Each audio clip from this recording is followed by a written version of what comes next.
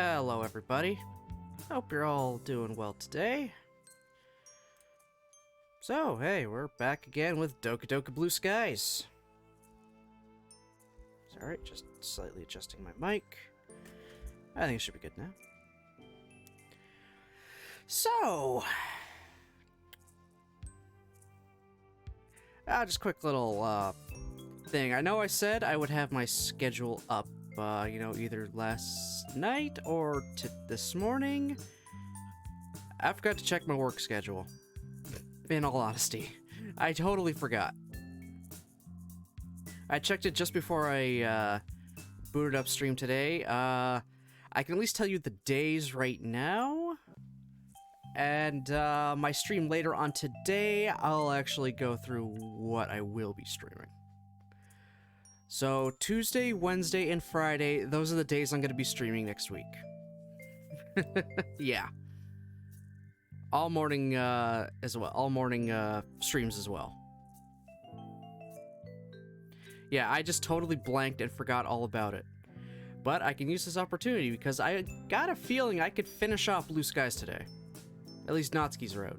If I do that, that'll influence what I actually stream next week. So we'll see how far we get today. If I don't finish Blue Skies today, I'll end up finishing it probably, next week. I'll make it the first thing I do that next week. Just dedicate that day to finishing Blue Skies. Alright, so let me just do my usual, even though I know it's pointless for this route. Still gonna do it anyway. Okay, so when we last played this, it was the day after the Christmas party, or maybe the day or a little bit after the Christmas party. We were woken up by our mom coming home. She came home for the holidays to see us. We talked to her about the club and about Natsuki, and she kind of convinced us, more like shoved us off a damn cliff to say, hey, ask her out. From the way you describe it, I'm pretty sure she likes you, and I know for a fact you like her. The worst she's gonna say is no, but Mother's intuition says she's probably not gonna say no. So, we asked her out via text. And yeah, she just said, sure, I'm just gonna ask you out anyway, so this works.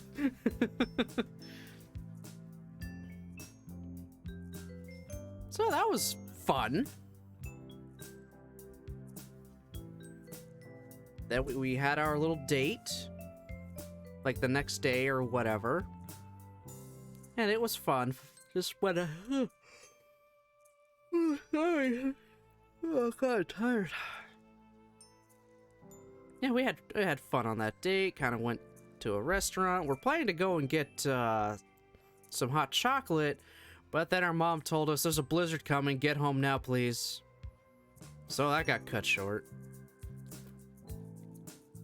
The next time we hung out, also went out on another date. But at the end of this one, we decide, fuck it, I'm gonna do something quote-unquote stupid. Leaned in and gave her a kiss, which Natsuki reciprocated, and then proceeded to shove her tongue in our mouth.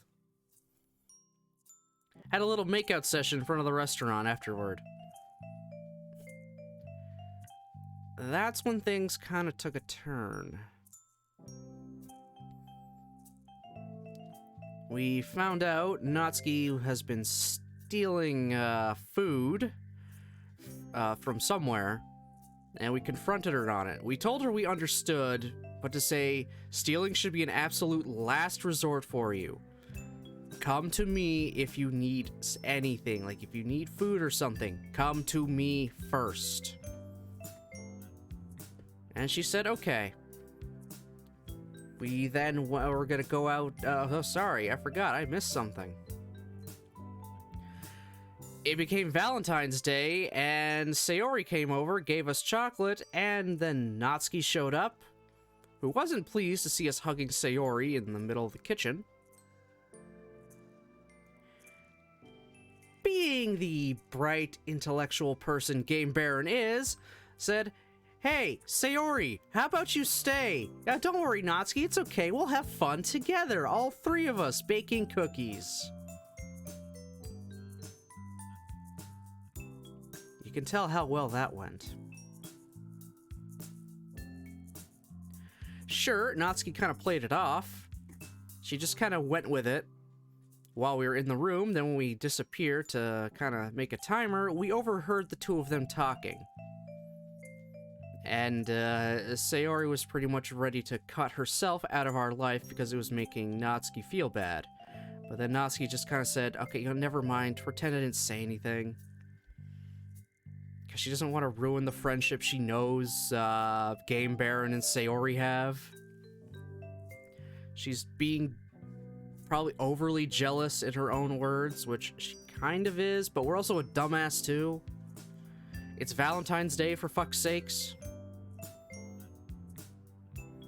So after she left, after Sayori left, Natsuki more or less sort of exploded on us, but not really. We did apologize, because we're an idiot, and she ended up leaving.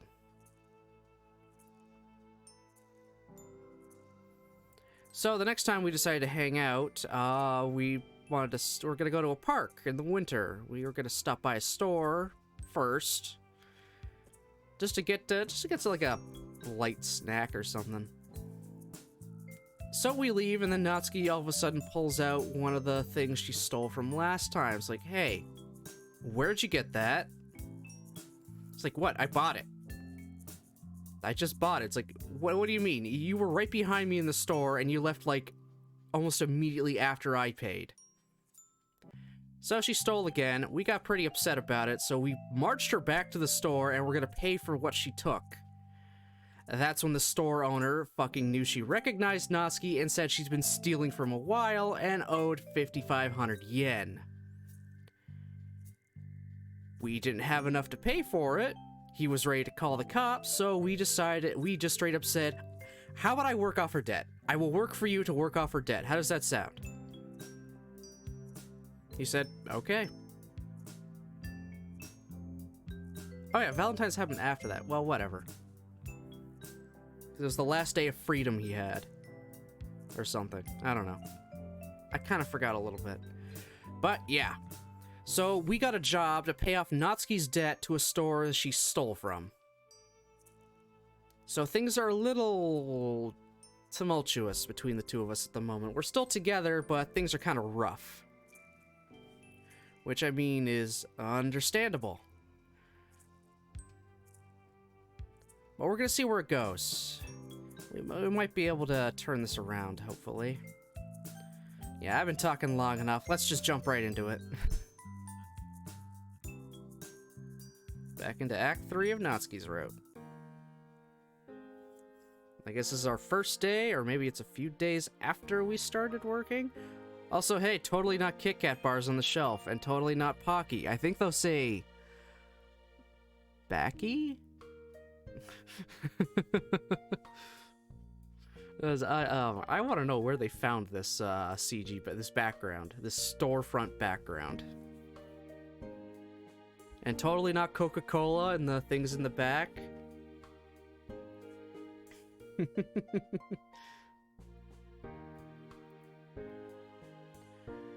Come again. Customer walks out with their purchase. Honestly, as overwhelming as my first couple of hours were, I think I'm adapting pretty quickly. The owner even left me to stock shelves while he checked some stuff in the office. He showed me how to process orders, handle the cash and card payments, and rotate and stock shelves. It's crazy how much we covered in only an hour or so. I'm starting to think this old guy is kind of a genius.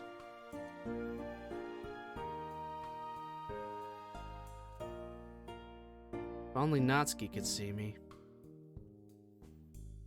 I still haven't talked to her since she left yesterday. She hasn't responded to my texts or even read them. Wow, not even left on read. Just left on sent.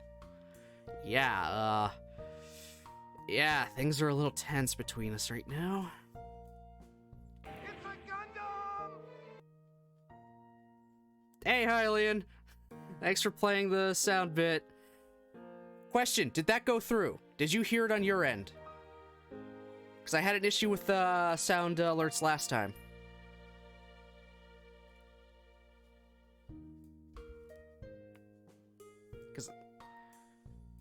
Yeah, a bit low, but yes. Okay. At least they play. Up for a horror story?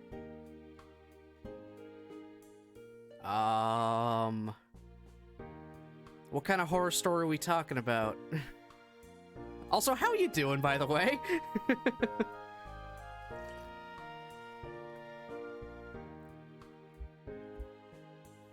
Let's see if I can adjust this.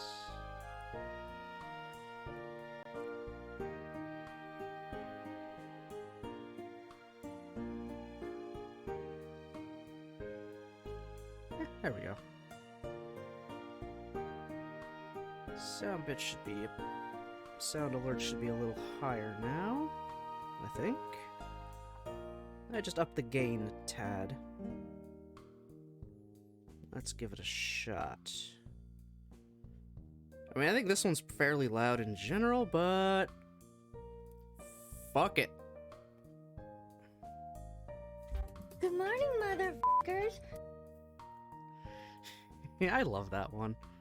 Also, shit, I didn't update my title properly. Again. I'm an idiot.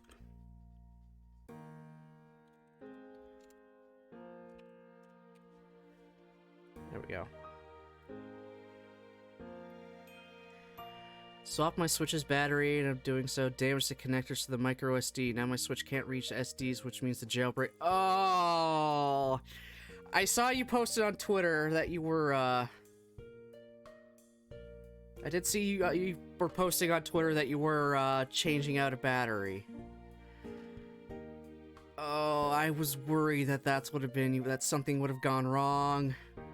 Shit. So that sucks.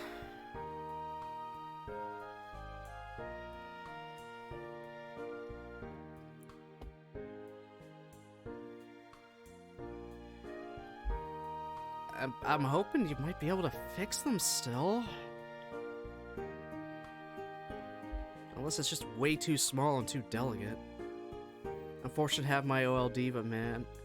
Okay. Yeah, at least you still have a Switch that could be used. Just gotta order a new SD card reader. Okay, okay. Yeah, that always sucks. You're trying to do something, trying to, like, you know, mod some kind of random piece of tech you got, and, like, your finger slips just that little extra millimeter. It's like, fuck. Ah, damn it, just ruined the whole thing. At least thank God it didn't end up getting bricked. That's always the biggest fear when you open something up like that.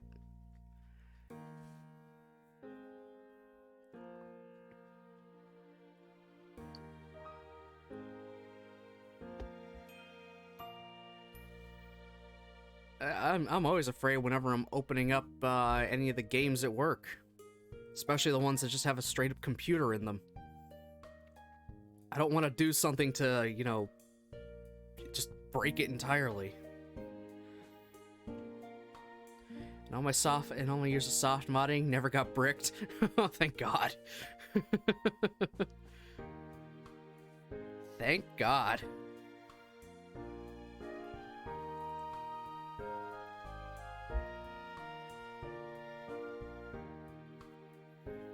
That is always something I'm worried about whenever I'm even just working on the little circuit boards, maybe just fixing a solder point. Guys, just random tangent here, like, I mean, as always, I always go on a random tangent for things. Our one stacker game, you know, the kind of game where the lights of bricks go from side to side, and you gotta hit the button to try to, you know, stack it up to the top to get the prizes? For whatever reason, it will continue to restart all the time. Especially if it's in its, what's it called? It's attract mode. It would go through its attract mode, like it'd do its whole light up thing, and then all of a sudden the game just stops, restarts, and like kind of repowers. We didn't know what was going on. So we ordered like a new like chip for it, figuring that would fix it.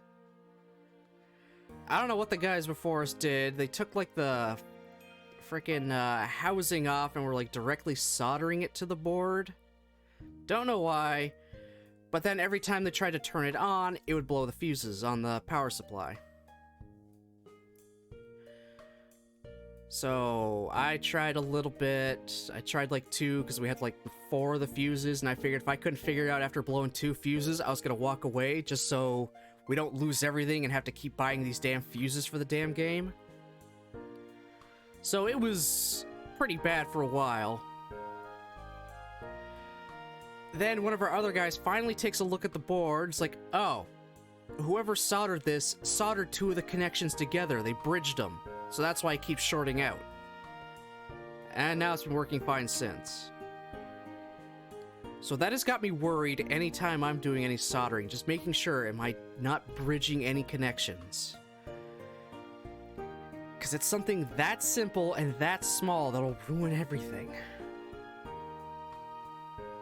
Oh yeah, it's definitely stressful. It can be stressful, but thankfully it doesn't come up too often. And I am a little more confident in my soldering and troubleshooting abilities now. Though granted, I feel I'm a lot better at the more mechanical troubleshooting than I am with electronic troubleshooting. We do have another guy there who is a lot more electronic focused, so as handy, he's at least able to diagnose that stuff a lot quicker and more easily than I can, and I can manage the more mechanical stuff a lot more easily. Which is good. Thankfully, a lot of the stuff is still mostly... still, a lot of the games we do have are still more mechanically than electronic based. Though the newer and newer games get, the less mechanical parts there are, and the more electronic and electrical it is. But, I'm getting better at it. Some things are just annoying to deal with, like...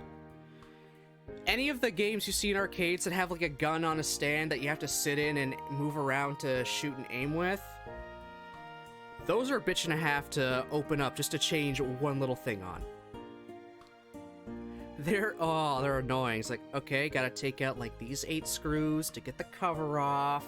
Then I gotta undo this nut and bolt so I can lift this off, so I can undo this, so I can get at this guy. Ugh.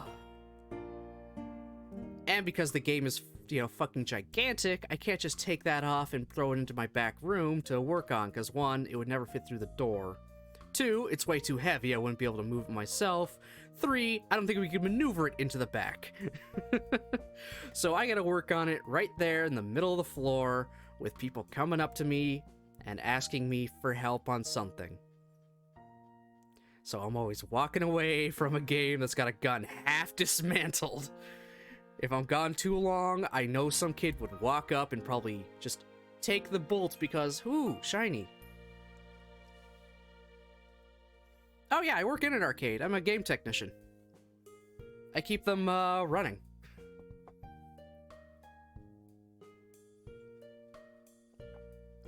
I keep these games working in tip-top order as best I can. Tell my boss when and what parts I need. In fact, we're waiting on 2 full parts orders to come in fairly soon, so I'll be semi-busy at work in the near future. Hell, one brand new, literally brand new, out of the crate. We were taking the freaking bubble wrap and everything off of it, having to set it up fully ourselves. That showed up, and the computer was fucked. Which is annoying. It worked okay for the first few minutes while we were just testing it out. Then the screen started glitching, and then the game froze. It's like, great. It's the fucking computer. The computer decided to go shitty. So that sucked. But, well, the computer's on its way. Apparently it's supposed to be in yesterday, but when I showed up just to do my projection shift at our 4D theater, they said, yeah, nothing showed up. And then when I was done the shift, it's like, yeah, it still didn't show up. Oh yeah, it's great. I actually love it. I love it so much. Putting that electrical engineering technician diploma to good use. It's less stressful than my old dishwashing job, that's for sure. Mostly because I more or less get to choose what I do first and throughout the day. And I get to set my own pace for it. I don't have, you know, a million people barking at me to get this done for them right now, this second, forget everybody else. Obviously, I still gotta do something my supervisor wants done right that second, but it's not like it doesn't make me want to tear my hair out. The job doesn't make me want to tear my hair out. The people that come and frequent the arcade, maybe they do, because they just, some of them ask the stupidest questions, or they don't understand how a game works, or they just realize, this game takes 6 tokens to play. I'm gonna keep throwing them in until it works, and oh, now there's a 30 token jam. It's like, I think after the 7th one went in when it didn't work, you should have called somebody.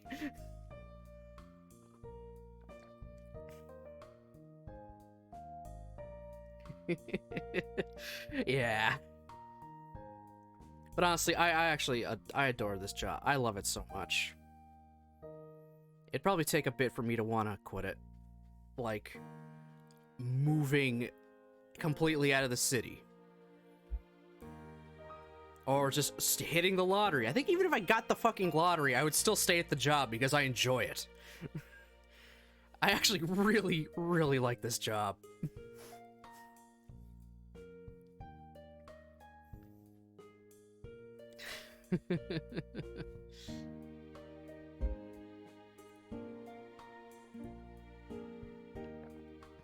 Do the same if I had that gig.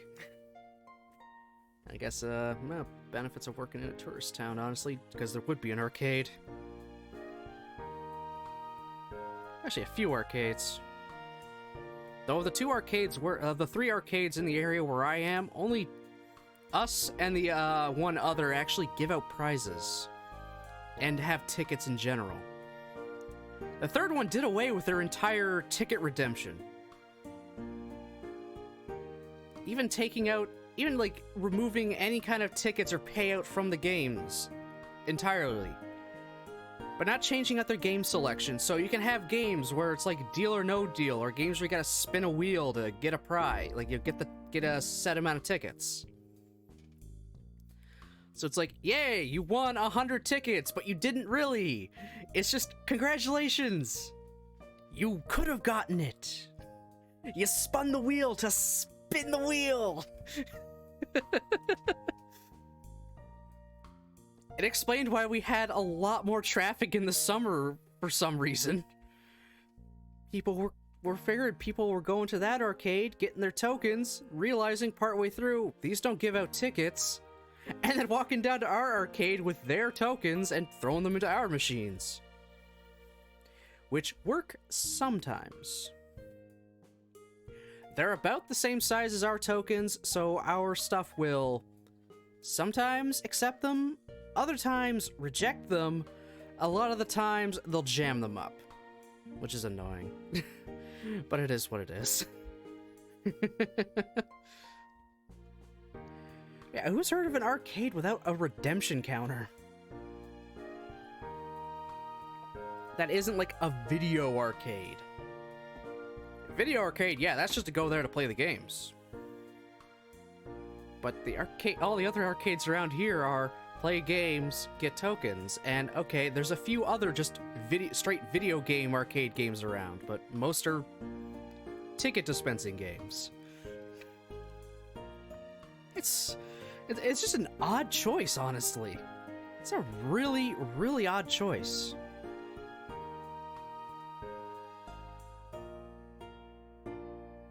I think I've gone on that tangent for long enough. It was like damn near, I don't know, 10, 15 minutes or so?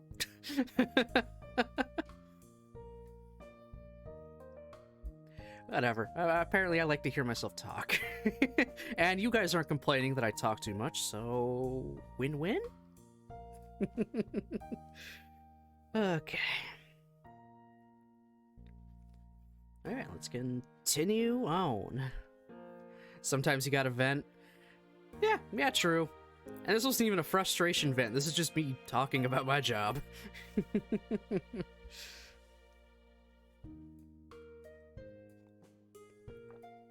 And I'm halfway through a tea, barely into the stream. God damn it, I drink that shit too fast. I drink it way too fast.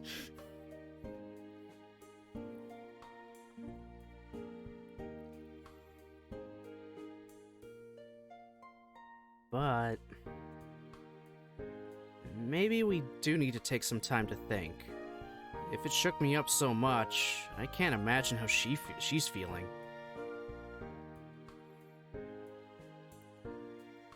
Yeah, we're kind of in a rough spot with Natsuki right now. Mostly because we have a job now.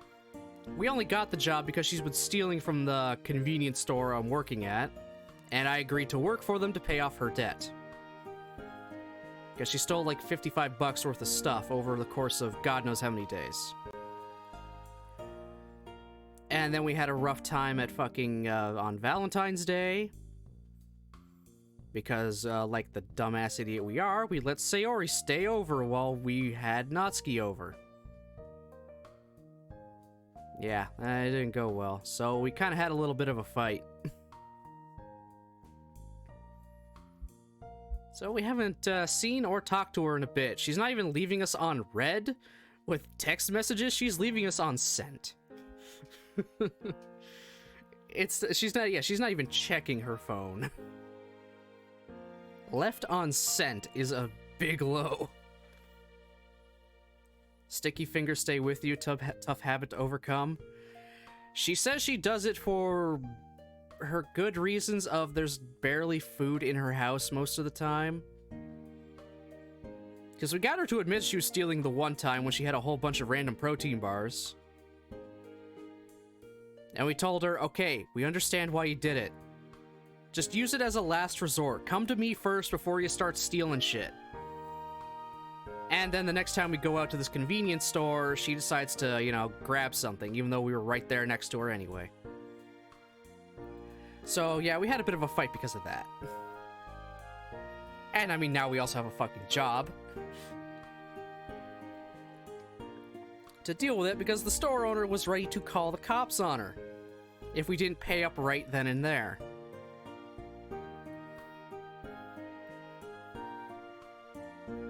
It's the thrill of the hunt. Oh my god.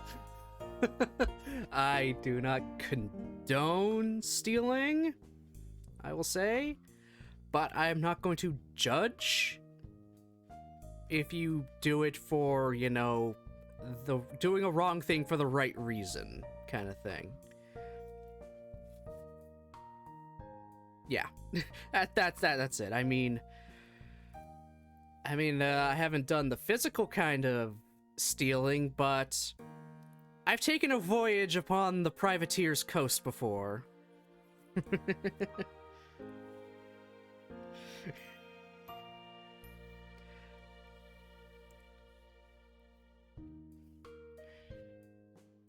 I've set sail upon the high seas, if you know what I mean. Yeah, there's a whole moral compass when discussing theft. Yeah. That's a whole other thing.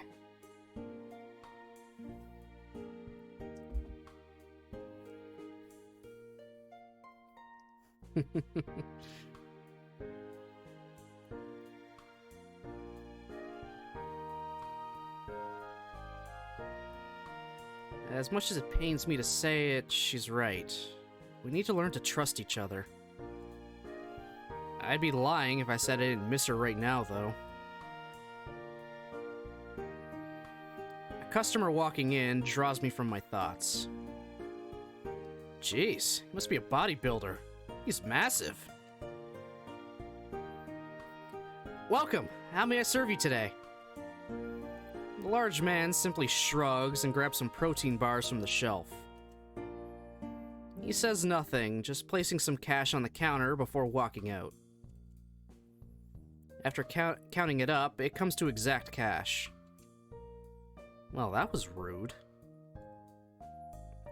I sigh, going back to my work.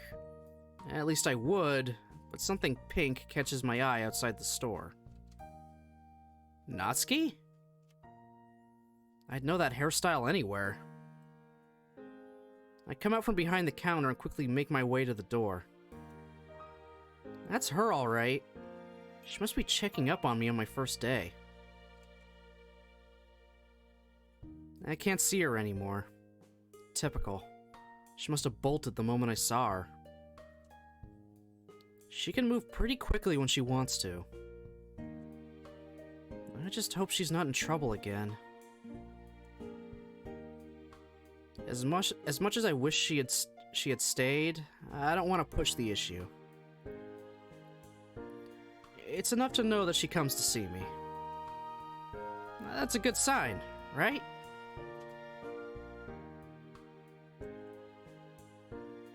It helps that it hasn't been too busy today. Not that I know what busy is. Huh, here's a thought. I wonder what would happen if it got busy. I would come to regret these words. As every retail worker knows, and as what I would soon find out, you have nothing to fear but a gigantic rush. Yep. It's so slow. I hope we get a little busy. Boom. Then you just want to dig yourself a hole and crawl into it.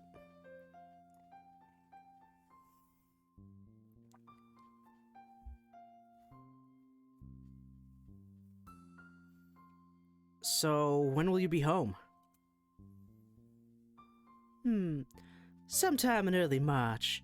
The conference ends before that, but I still have to travel back home. Oh my god, you never say that. Man, I hope it gets a little busy. Yeah, never. Never say that. It's either... saying that, you just cursed yourself. You're either gonna be slow or busy as fuck. There's no in-between in retail. Never. There's no in-between. Wait a minute.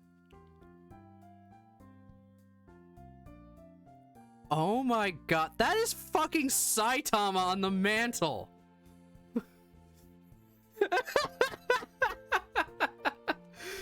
Oh my god, it's fucking Saitama!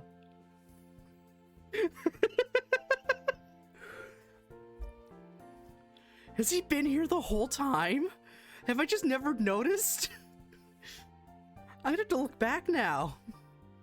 Yeah, there's his big bald head, his white cape, the red glow. Oh my, it's just fucking Saitama's just got his picture sitting on the goddamn mantle.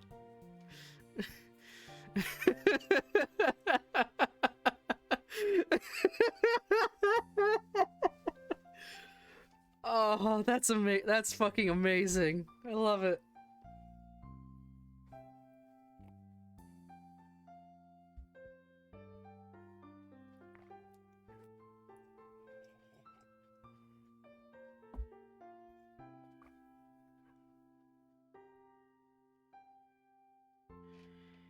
International flights take forever. At least you get frequent flyer miles, right? Yeah, one of the few upsides. I feel C&D from whoever made Saitama. I mean, this is a fan work. The picture is just kind of there.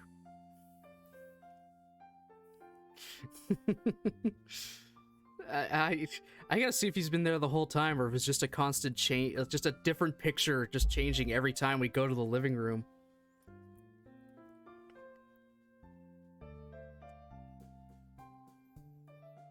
Oh, and before I forget, how'd your first day go? It went pretty well. Boss really seems to like me. Had it been Disney? Yeah. You don't mess with the House of Mouse.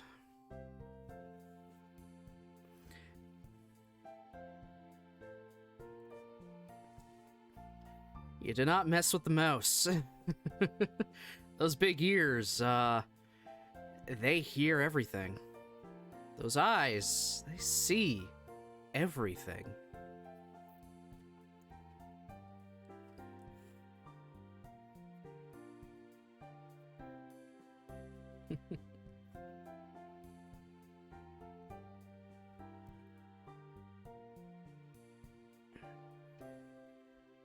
Well, I hope you know I'm very proud of you.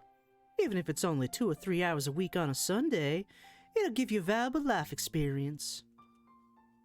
Yeah, it's great. I learned how to sort cash, stock shelves, and rotate stock. You even left me on my own for half an hour.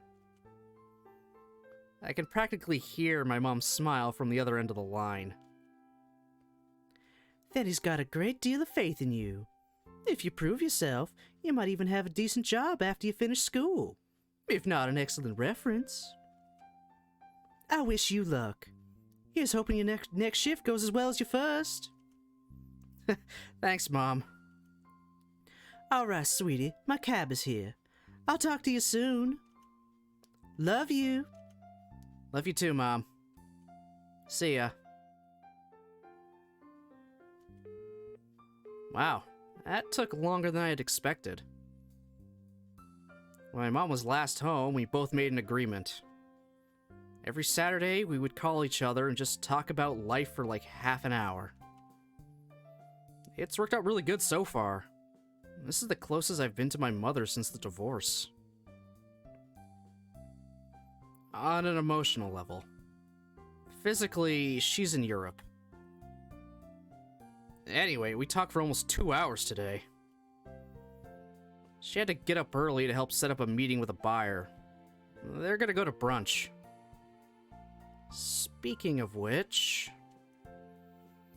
I've been craving pancakes for the last 2 hours. A weird craving, especially considering it's almost 9 on a Saturday night. Bro, pancakes are an all fucking day food, man. I had a sleepover where we woke up at about midnight and just made pancakes and then went back to bed afterward. Also, now I want to know what's in that picture. It's clearly like a family photo of some kind, but it's too, far in there for me to recognize. Granted, I don't recognize much anime, so if anybody happens to know what that anime in the back there, that screenshot there's from, please let me know. I am curious. I'm seeing red hair, black hair, black hair, black hair, black hair, kind of like a peachy hair. Maybe peach, maybe blonde. I'm not 100%.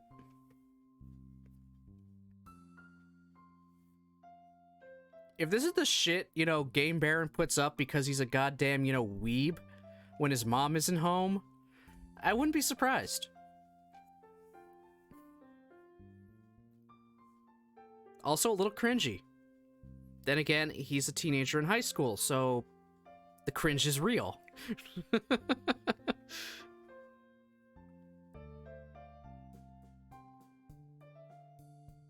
Guess it was all that brunch talk that Mom was doing. Regardless, I'm hungry. After rummaging around in the cabinets, I managed to find some leftover pancake mix. Perfect. You wanna take a wild shot and say Full House anime adaptation? That would be impressive.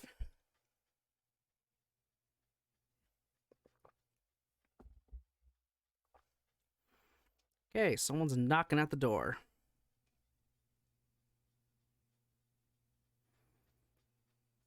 I think I know what's gonna happen, so, again, reminder, Command CW for content warnings. This game does deal with pretty heavy stuff. And I just want to make sure everyone is aware. I know I already have the stream set for mature, like set for mature audience and all that. But again, content warnings for stuff that can pop up that could, not go well. Someone just having it popped up on someone. So if you want to use it, go right ahead. If you need to step away at any moment, go right ahead. I have no problem with that. There's no judgment. Everybody understands if you need to.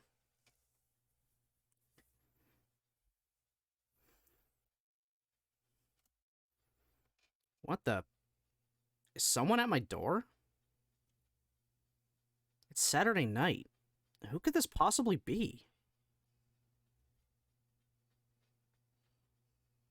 I walk over to the door and open it. Yeah, I knew it. I fucking knew it. Yep.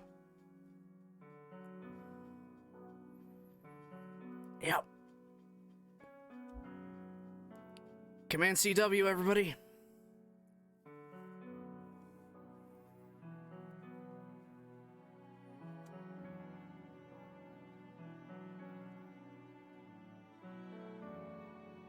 What the fuck? I haven't heard from Natsuki in 2 days, ever since she told me she needs some time, and now...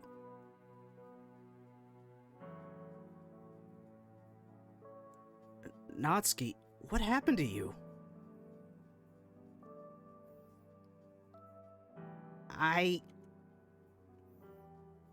Before she can even put together a full sentence, she falls to her knees crying. I kneel down to give her a hug. Oh, God. Ugh. No! She pushes me away, causing me to fall onto my back. Ow. I prop myself up and look back at her, confused to no end.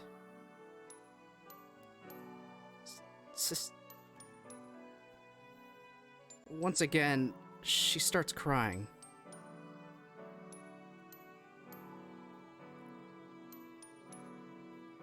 Do you wanna come inside? Without looking up at me, she nods her head yes. I slowly extend my hand out for her, which she hesitantly takes and stands up. It's here that I get a good look at her, and what I see sends waves of anger and fear shooting through me.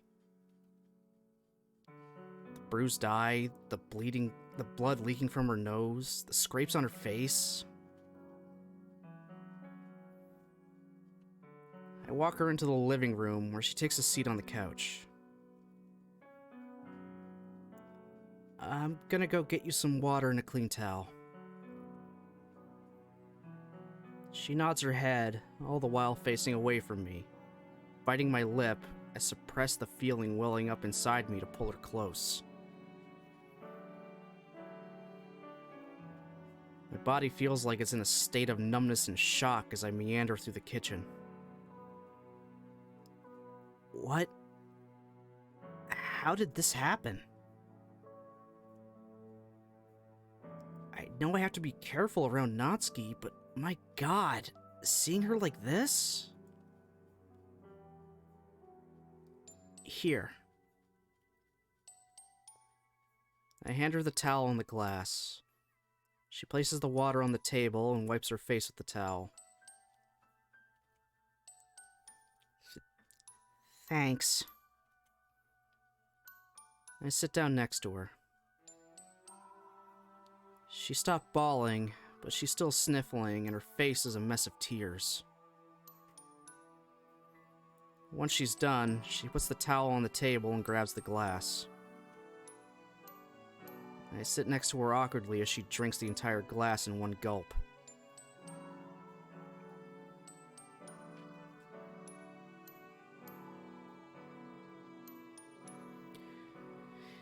Yeah, honestly, this is like the same kind of, I think this is the same reaction I would have if my girlfriend were to show up at the door bloodied and bruised. Just a loss for words.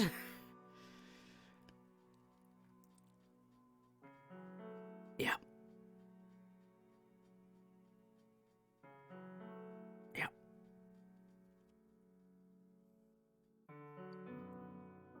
What are you supposed to say in a situation like this?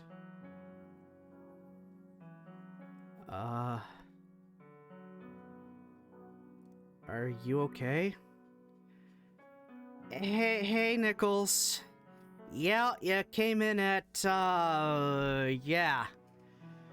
Yeah, you came in at the, really bad time. Everything started off hunky-dory-ish, too. Easy, you ask who, then proceed to give chase with a oh my god. City kid, we don't play like that. Yeah, again, content warnings. They're in the title. I had a feeling this was happening. How are you doing, Nichols? If there's more you think we need to add, please let me know.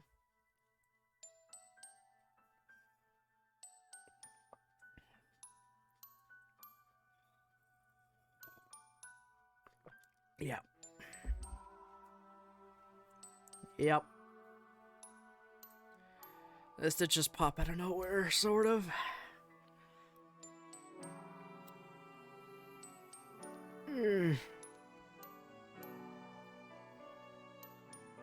Yeah, I'm okay now. It still hurts, though. Your, eye? She nods. Do you want ice? She nods. Alright, I'll, be right back.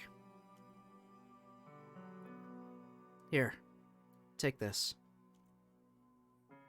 Natsuki quickly snatches it and holds it up to her eye. Thanks.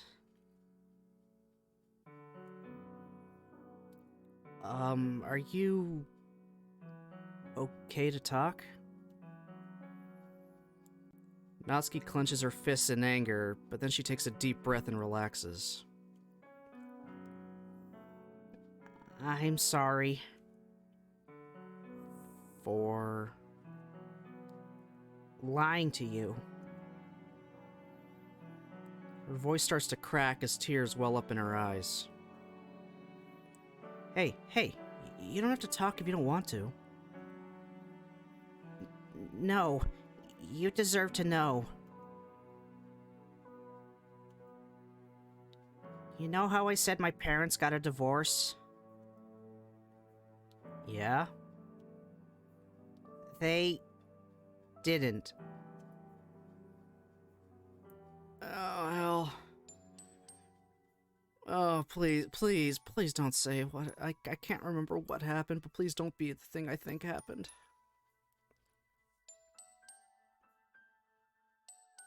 Baron, my mom is dead. Oh. Natsuki, I'm so sorry. It's not your fault. She died in a car crash when I was 13. My dad, he couldn't handle it. They ran the shop together. We all did. Money was always a bit tight, but it got so much worse after Mom. Dad was so stressed out, so he started drinking again.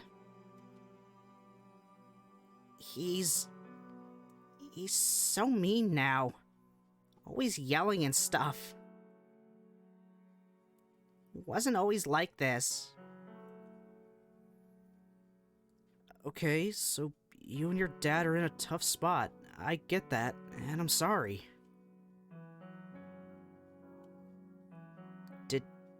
Did he do this to you?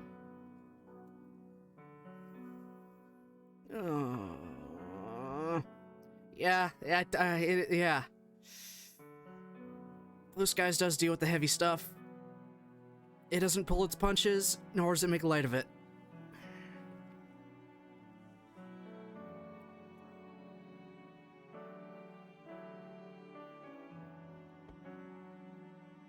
It treats it with the absolute seriousness that, it deserves.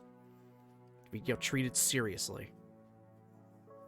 It's not a joke, not a punchline, not anything. Natsuki averts her eyes. It's obvious she doesn't want to answer the question. But she still nods her head. That's why she hasn't been wanting to do anything physical. Jeez, Natsuki, I'm sorry. Maybe we should call the police? Oh, no. Oh. Gotta be one of these. Too traumatized to even think of it. Fuck. No! Do not call the police! Whoa, hey, calm down. I was just... No, I don't care.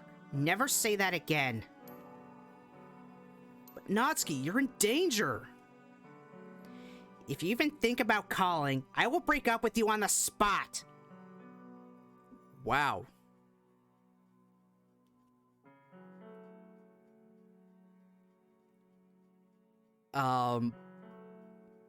Well, shit.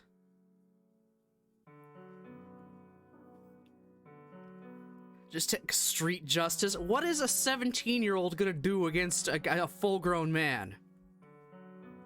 We barely have the balls to confront, this pipsqueak.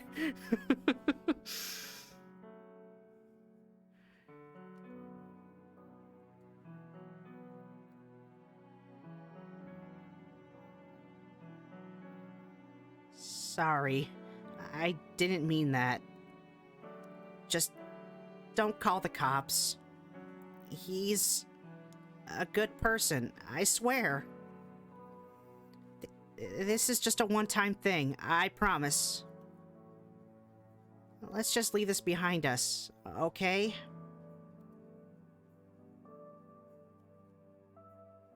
Natsuki. Baron, it's gonna be even harder if we get the police involved. There's enough going on as it is. I sigh. If you insist. Natsuki breathes a sigh of relief. Thank you. I'm assuming you don't want to go back home. I really should. Natsuki. But I doubt you'll care if I come back tonight. I don't want to go back either. Yeah, that's what I thought. You can have my bed. I'll take the couch. No, it's fine. I'll take the couch. You sure? Yes, it's your bed anyway. Alright, it's your decision.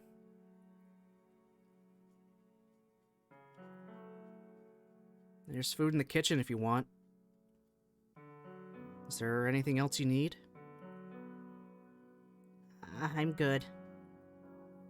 Alright. I'll, see you in the morning. Night. Night. Oh my god.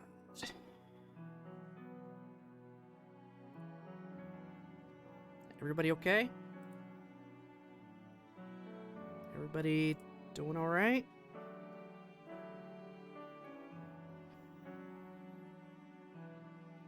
this is just going off of, you know, what she said in Act 2. All the little hints we got throughout the base game, that's what they're rolling with. It's whatever, like, pretty much every mod rolls with.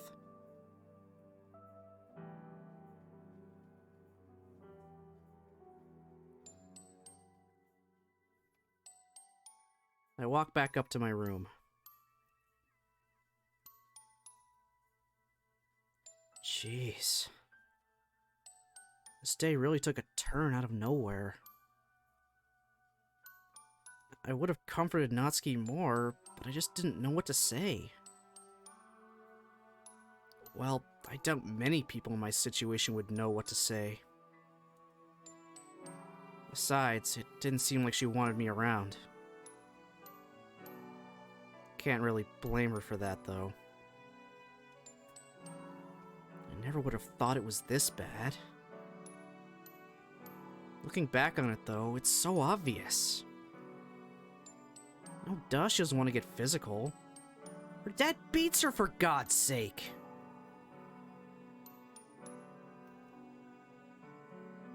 Still having a hard time wrapping my head around that. I just can't believe it's true. It seems so strange, weird, outlandish even. Even though you hear about this stuff happening in the news, you just never think it would happen to someone you actually know. But it's actually happening. What exactly am I supposed to do? I honestly thought that going to the police was the best option. But that only pissed off Natsuki. Why does she not want help? I don't get it. I don't get any of this. You're just a kid, man. You're not gonna understand it. You're not gonna understand everything. And why does she not want to go to the police? Fear. Not fear of her dad. Fear of what her life would become without her dad.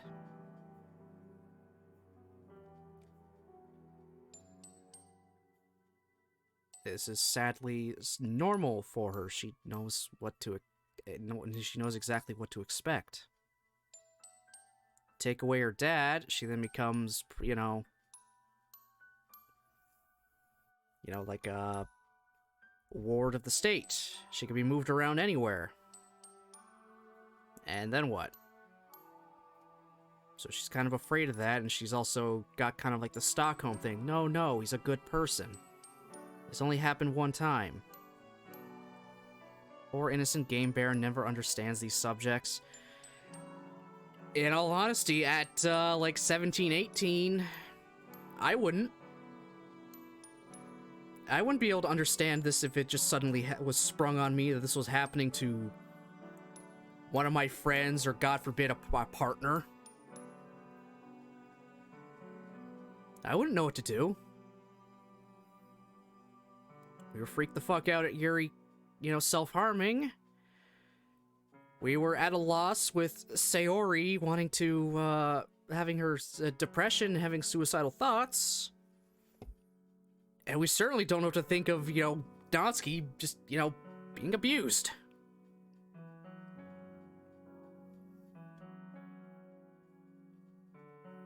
So this is like actual, it's just fucking real.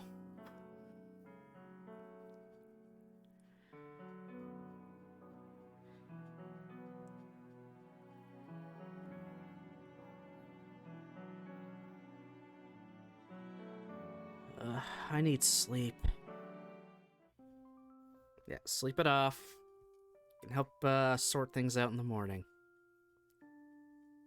Everything's a little raw.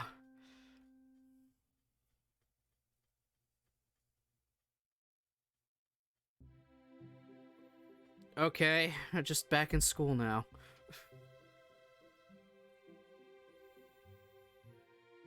Excuse me, Sensei? Ah, Baron! How are you doing? I'm alright. You sure? You don't sound alright. Well, I'm mostly alright. Something wrong? It's just high school stuff. Ah, I see. Here, sit down. I've got the period off. Let's talk this out.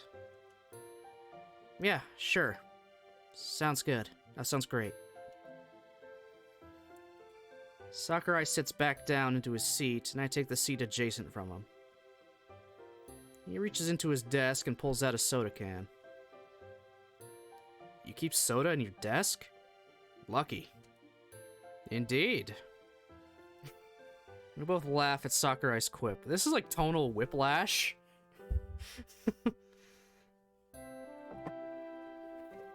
Also, allow me to pull a Sakurai.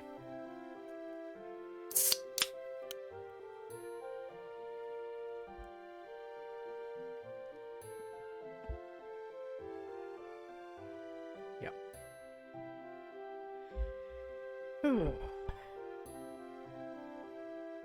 I knew it was coming, honestly. I knew that whole bit there was coming. I just wasn't 100% sure when. Do not tell the teacher if you don't want the police involved. Yeah, exactly. Because it is his obligation to inform the authorities if he hears about something like this. Don't know how it works in Japan, but in Canada they're required to report it. In Japan, yeah, I'm not 100% sure.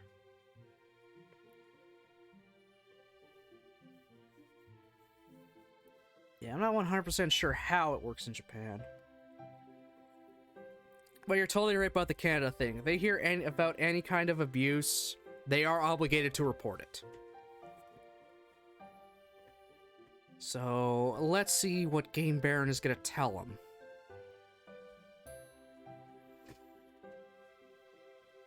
So, what's been bothering you?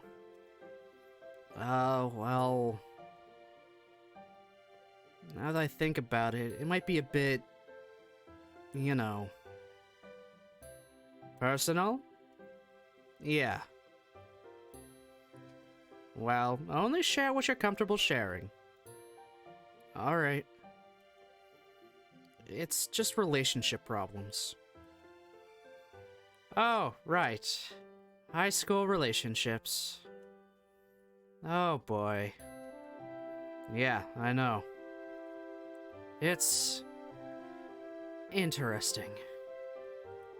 That's one word for it. I've been in my fair share of relationships, though. Especially in high school.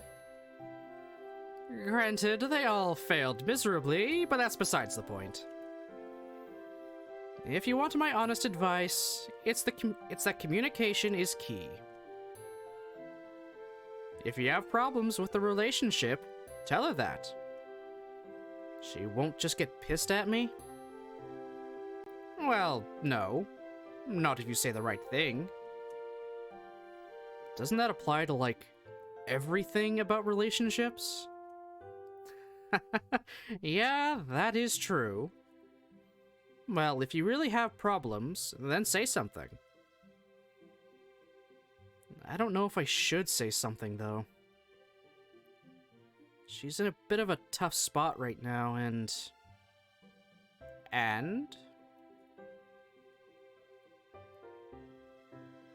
Oh, okay.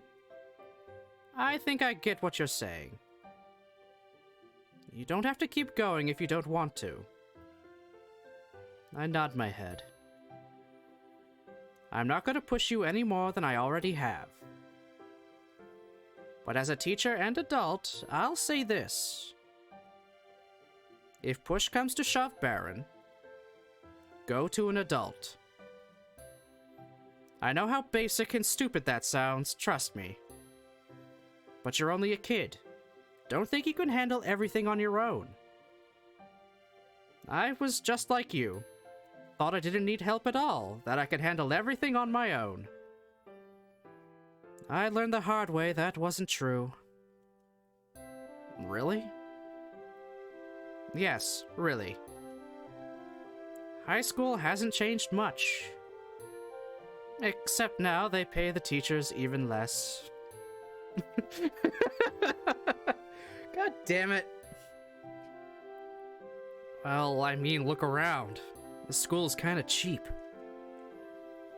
It's a public school. Of course it is. It's nicer than where I went. Really? Where'd you go? I went to a private school, believe it or not. Never liked the teachers, to be honest. That's part of why I became a teacher. I wanted to be the opposite of what my teachers were. Sorry for going off on a tangent like that. Guess it just slipped out. Nah, it's alright. I'm glad you became a teacher, though. You're one of my favorites, to be honest. Thanks, Baron.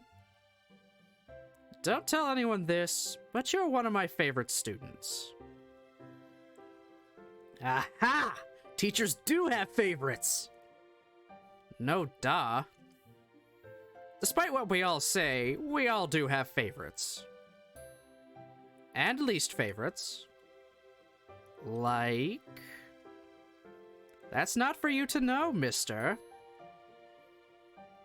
What time is it?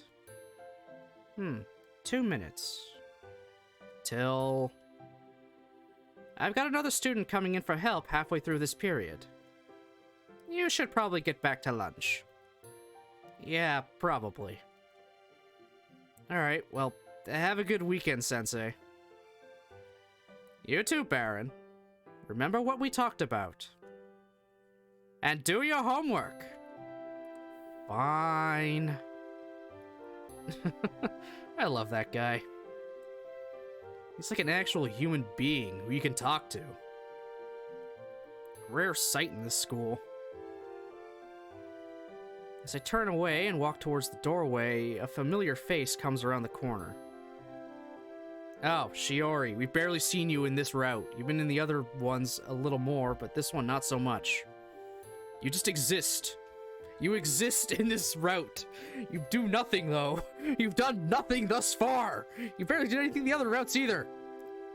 You're just here to make the place feel more lived in. Hey, Baron. What's up, Shiori? Going to a teacher. And you are... going to lunch. Oh, with that pink-haired girl, huh? That's the one. Is she your girlfriend? Yep. Wow, really? Yeah. Is that surprising? A little bit, yeah. Hey! Just messing with you. Good for you, though. I can't get a guy for the life of me. If it makes you feel any better, I've no idea how Natsuki fell for me. Maybe it's just luck, you know? Something like that. Anyway, I gotta get going, so I'll see you around. Bye! Alright. Weird. Whatever, it makes this, you know, world feel more lived in, so it's not just Baron and 4 girls, and those are the only characters. It's Wednesday, my dudes and dudettes, and whatever the non-binary version of dude is, which... I don't know, I kind of use dude as a blanket term for people, in general. I'll call anybody dude. It's just short, sweet, to the point. That's just me, though. I also don't know, like... anyone that is non-binary? No, that's a lie. I do know someone that I think is just now... came out as non-binary. Though I haven't talked to them in a while. I know them, just I haven't talked to them recently, so... yeah. Random. Though, I'll try, yeah. Try to be conscious of that, You know what word I'm trying to say? I'm not the greatest with words. Conscious of, you know, everything.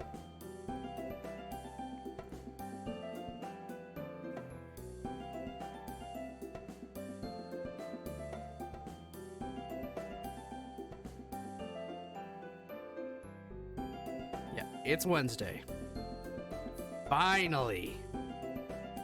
Today's the day when Mom gets back. I don't even know how long it's been since she was last here. She left, like, after Christmas, dude. Let's see. She came back around Christmas, which is when I started dating Natsuki. Yeah, she fucking told you. Ask her out. She left, like, mid-January, the day Natsuki started shoplifting. Considering it's the start of March, I'd say it's been about 2 months. That's longer than she's usually gone. Mostly she's out on trips for like a month tops. Excluding the trips she went on before I joined the literature club, of course. A lot has happened since then, hasn't it? Festival, Halloween, Christmas, my first kiss. That's a lot of stuff. The festival feels like ages ago, to be honest. Jeez, what a day that was. And then there's what's been happening more recently with Natsuki's revelation.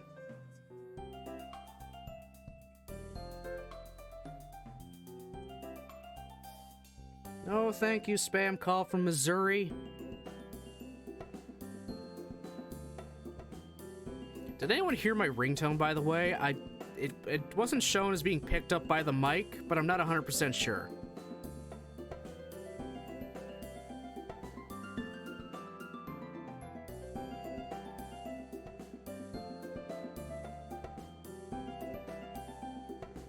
It's been a few days, but it's strange. Although we've still been talking like normal, I feel like there's a bit of a wedge since that night. She hasn't said much, and a bit of makeup helped hide her bruises for school, but... how do I act around her? Do I pretend like nothing happened? Or should I be trying to fix the problem? She said it was a one-off thing. Is that really the case? The more I think about it, the more my head hurts. I want to trust Natsuki's judgment, but how can I if I know she's been suffering and hiding it? What could I even do to help? Should I get some advice? Even though I know telling someone would be going behind Natsuki's back? Even if I did, how would that help? Who would I talk to? I don't know, an adult like Sakurai, or maybe your mom, or just to straight up go to the fucking cops? As much as she said she doesn't want you to do something, doesn't want the cops involved, if her fucking life is in danger, just do it. You're a kid.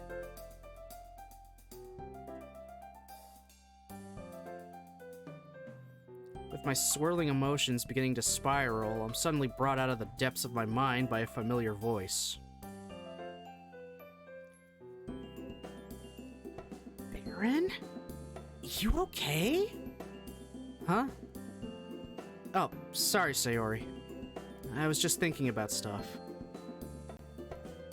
Oh, alright.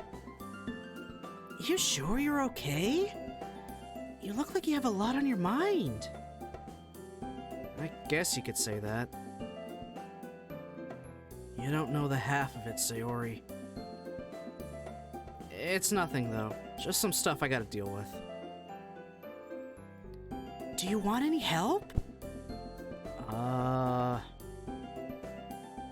As much as I appreciate the offer, and I really do, this is something I gotta work out on my own. Sorry. No, it's alright. I understand. I just don't like seeing you so down. What are you talking about? Well, I don't know. You just seem down today. I'm just a bit tired, that's all. Yeah, I've been there. Yep, that's a little too real. I'm tired covering for something else. I know I've used that a few times. Snap out of it, dumbass.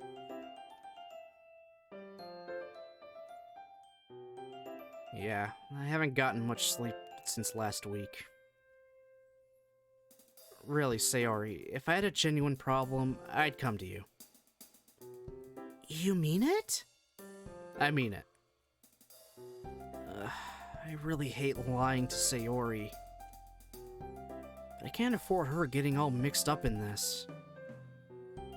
This isn't her burden to bear.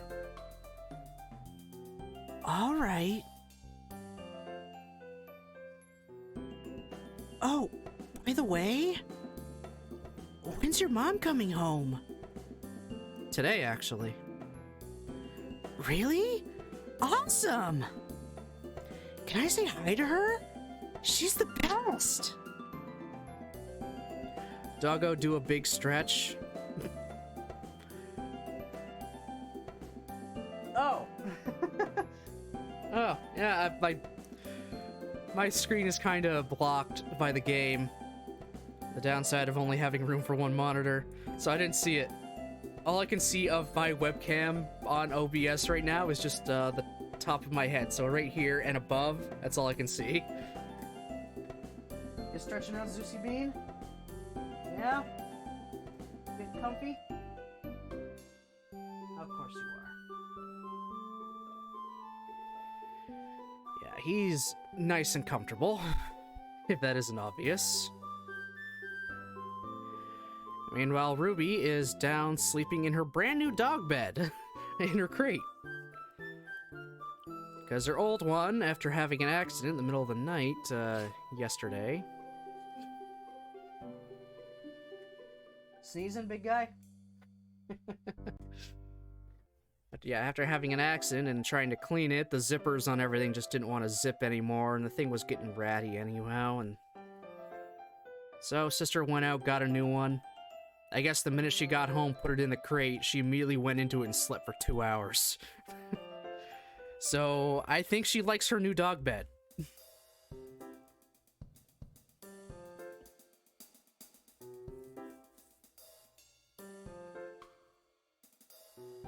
These two. They will take up the entire bed. They will both go up there and just have a nap. In fact, if they're out of their crates, and I'm not up yet and my door's closed, at least one of them will be, like, waiting outside my door for me to open it. Just so they can come in and hop up on the bed and go back to sleep. Oh, I love those two. They're great. Right, mister? You a good boy? Good boy, Zeusy? Yeah? Yeah, he's a marshmallow. I love him. And really good with my niece, too. They just want to lick her face all day. If they're lying on the ground and we got her roaming around, she'll go over to them and, like, climb on them, pull at their, just pull at them. And of course, being a baby, she doesn't really understand, and she'll get her fingers a little too close to their eyes, but they just kind of, they brush it off, and then when they're kind of tired of it, they just get up and walk away. But they're so good.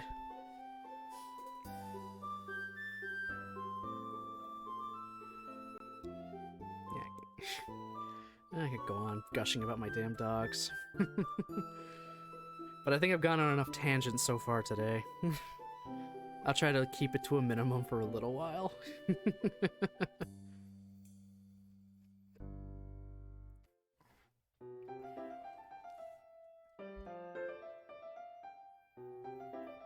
Oh, yeah, other thing. I lowered the prices of some of the channel point rewards. Just because I think they might have been a little too high right off the bat, especially considering, I like just started. And no, Nichols, I did not lower the choose the game. That is staying at 50K. So, Fallout New Vegas, which I'm assuming you're gonna redeem to get me to play, is not gonna happen right away.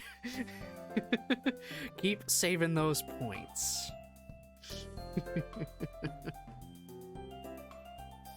You're just trying to tempt me to spend my points? Maybe? I mean, is it working?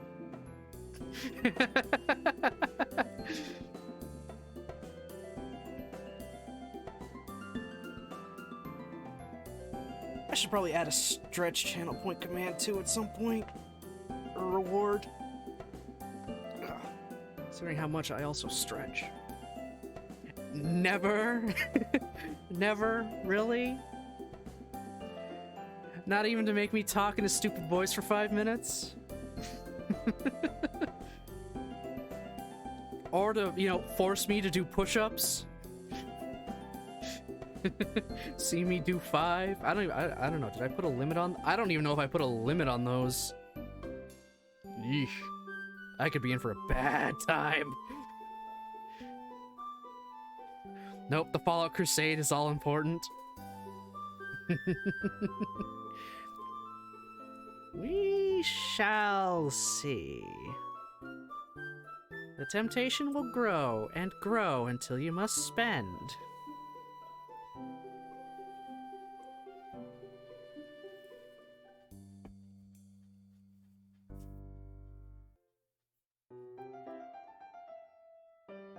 Sure thing.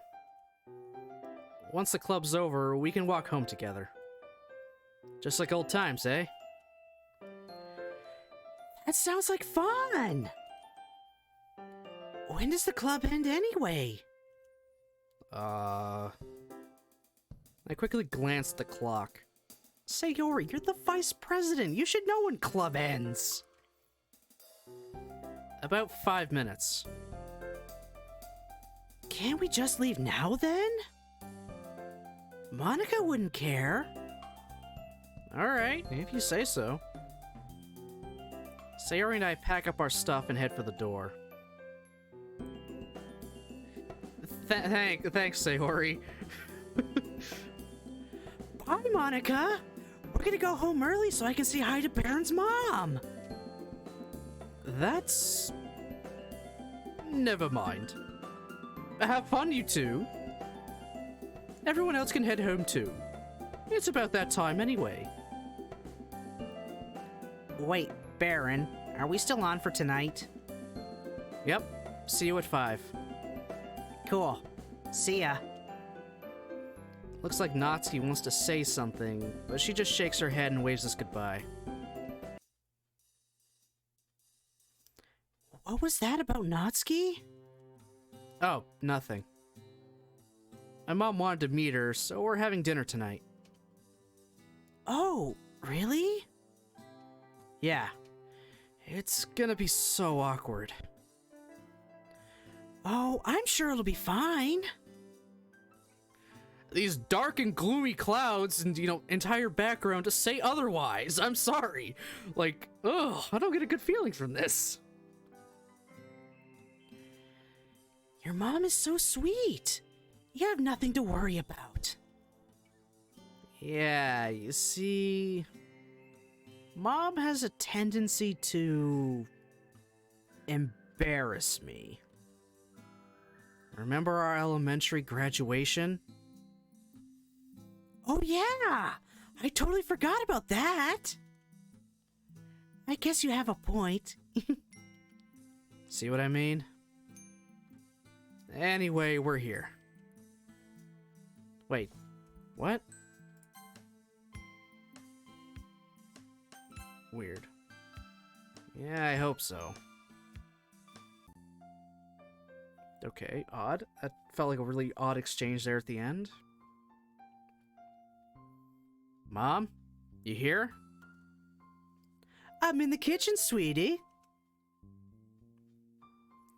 Dude, you saw your... Okay, never mind. His mom's out all the time. Okay, I get it. I totally get it. He's still attached to his mom. Very much.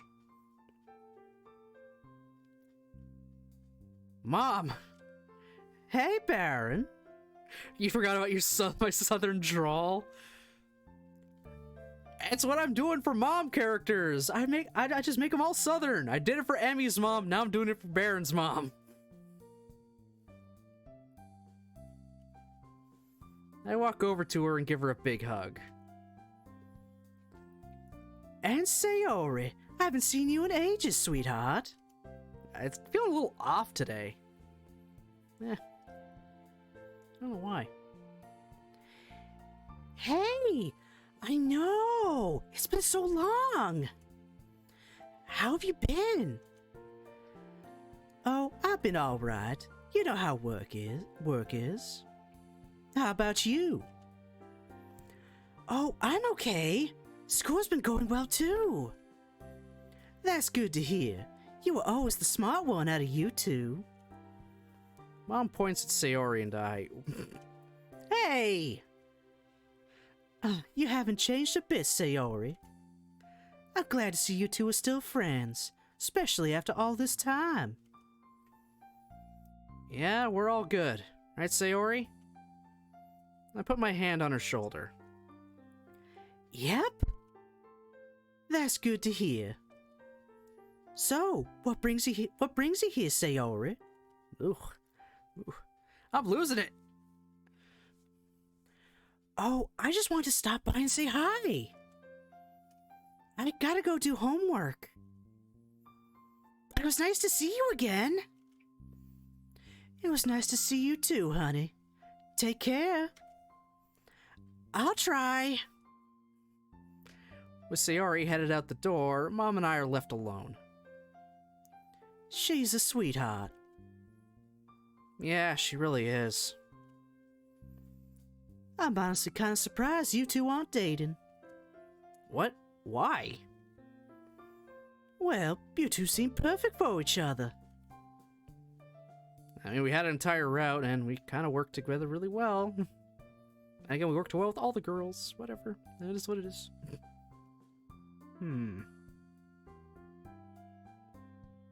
I mean, I'll always love Sayori, don't get me wrong. She's always been a friend to me, and I'm alright with just leaving it at that. Besides, I have a girlfriend anyway. We're clearly just the perfect guy. Yes, totally. We're totally perfect. We're the perfect block of dense lead.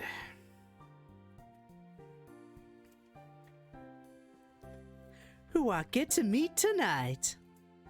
Yep. Don't embarrass me, please. No promises.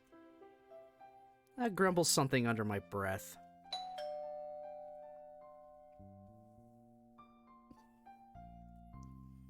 Ah, crap, she's already here. Don't worry, Baron. I'll set the table. You go let her in. Alright, if you say so. Okay, I don't think you guys can see this like off screen. Like, yeah, you cannot see it. Well, because I've got my hands underneath where my webcam is. But a lot of the times when I'm voicing the mom, I'm doing hand motions like this. Like, just, you know, I'm just kind of like doing little waves.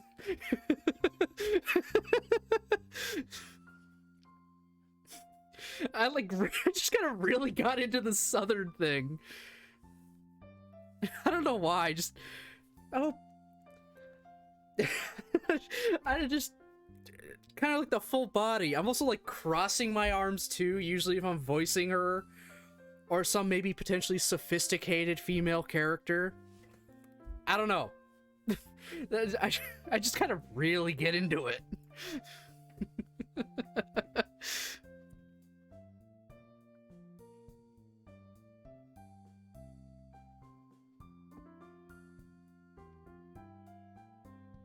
Alright, if you say so. I walk to the door and open it up. Hey. Hey there. I step out of the doorway so Natsuki can come inside. Is there anything I need to know before I meet your mom? Nah, she's pretty normal. She will try her best to embarrass me, though. Really? Oh, this'll be fun. Nyeh.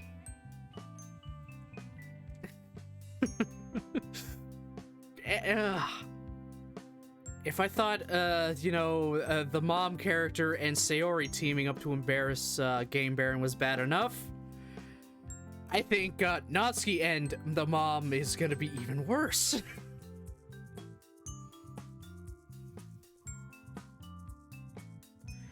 Why, hello. You must be Natsuki. Mom outstretches her hand. Oh, no, don't do this! Why is it gotta be so fucking weeb right now? Ah! Why? Why are you using Japanese words and honorifics all of a sudden? What the fuck? Why?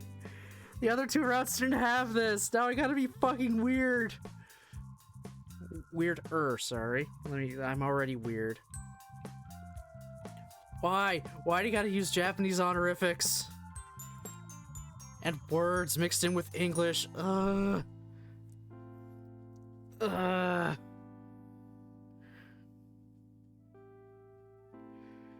Gomen sorry, everyone.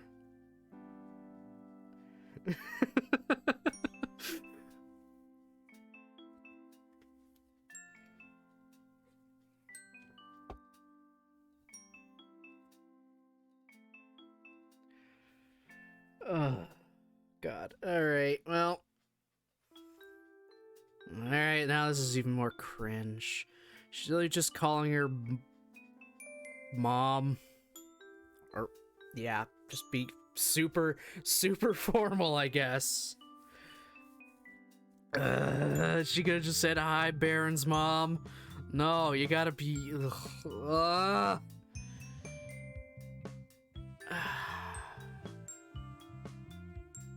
This is so weird. I'm sorry.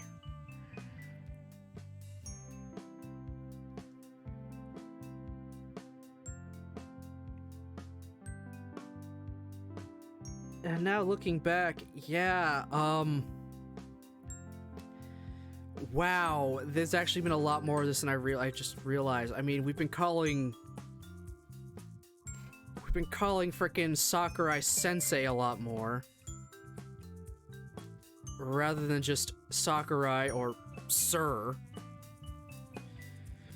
Oh, so it's just they decided to go full weeb with the Natsuki route. Okay.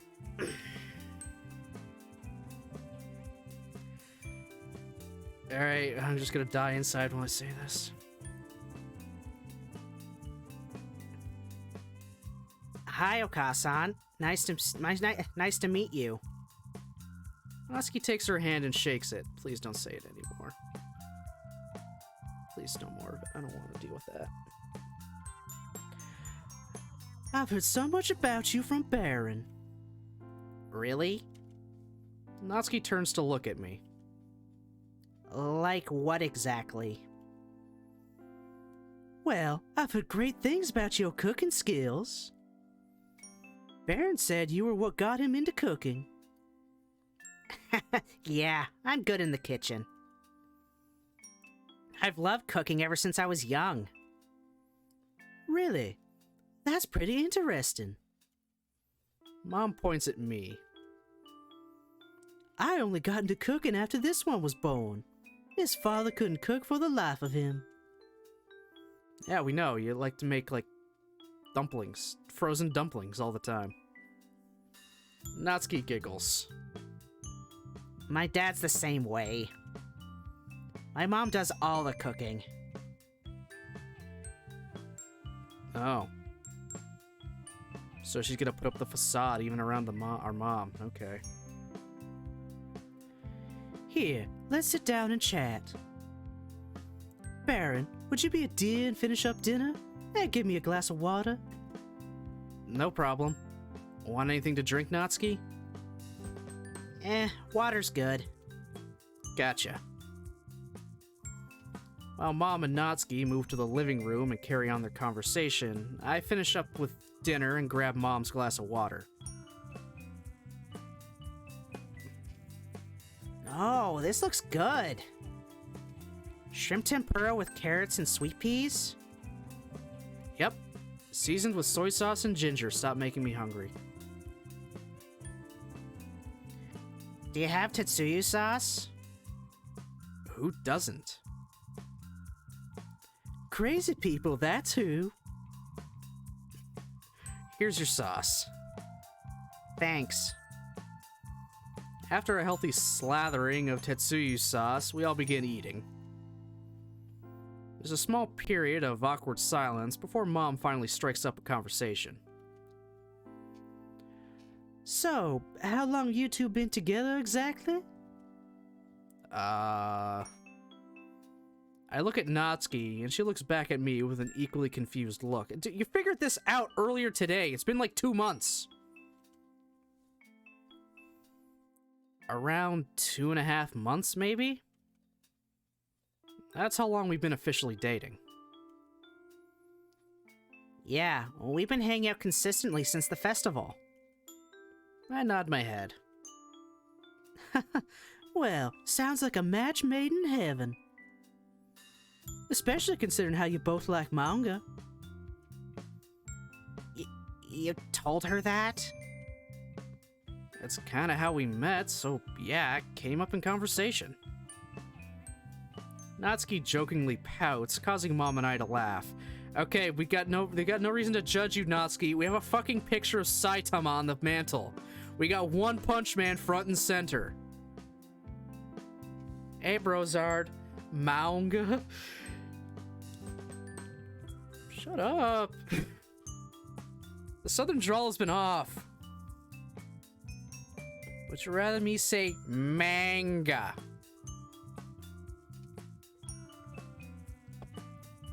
We met because we both like manga.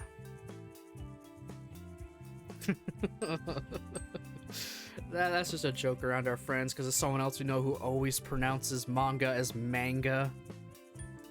It's comics about Mao Zedong. Oh, fucking Christ.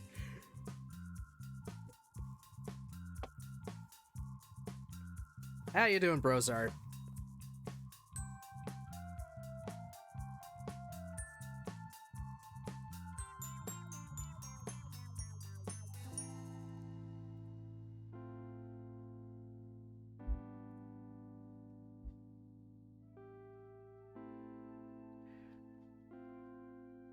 Bruce is covered nicely. Yeah, a little bit of makeup took care of it.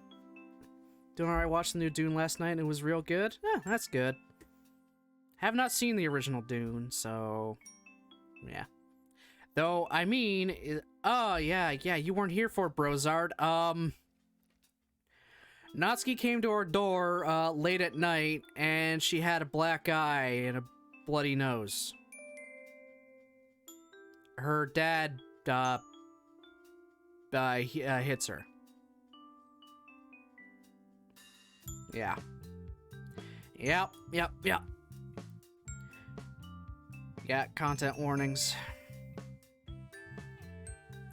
Yep, we were ready to call the cops, but Natsuki got extremely pissed and said not to do it. Fuck that guy to the moon. Fuck that guy to a black hole. The moon's too close.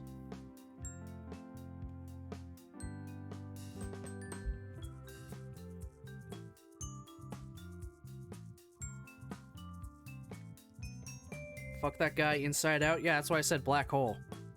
You'll be stretched and, you know, compressed into nothing. Endless suffering. The only thing denser than a black hole is Game Baron. Kneecaps crew, aim for the kneecap. Jesus Christ. Oh my god. Hylian, you and these kneecaps, god damn.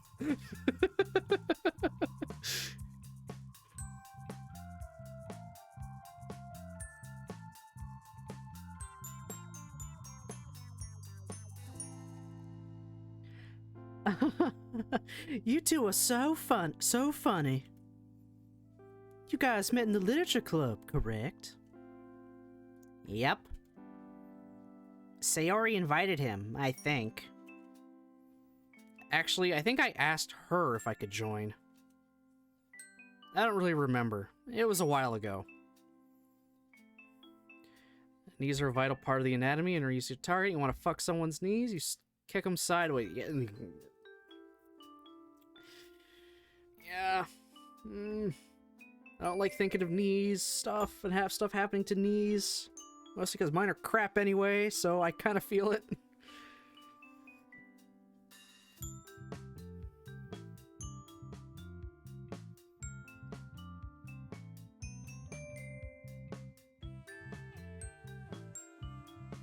Yeah, and in this mod, we did, after Sayori brought it up, we did ask if we could join her club.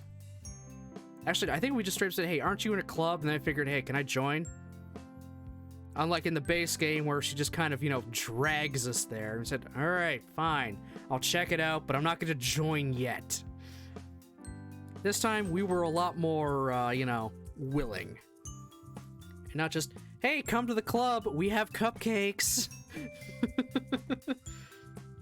This was, all right, I'll come to the club. Why not? We'll check it out.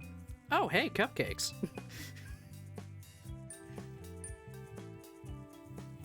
Not advocating going around kicking knees, but it's a useful info if you ever get into a bad sitch. Yeah. Yeah, fair. Go for the knees. Be an angry little badger. Bros aren't on board with my vibe. Oh my god. Good lord. Good lord. Regardless, we just sort of got along with each other. Yeah. You're the only one with good poetry. Mom giggles. What? Sorry, I just still can't imagine Baron as a poet. Hey! Natsuki and Mom laugh at me. You'd actually be surprised. Baron's poetry isn't half bad. Really?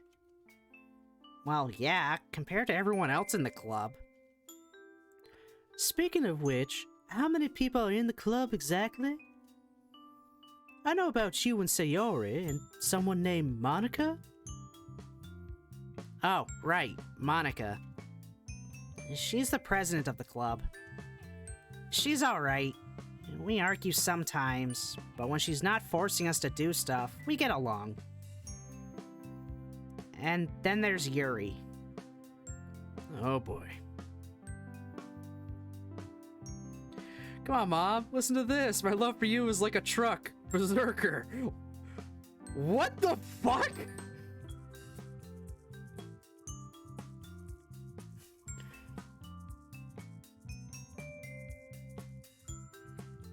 What? A reference to Clerks? Okay. Out of context, it's just like, what the fuck?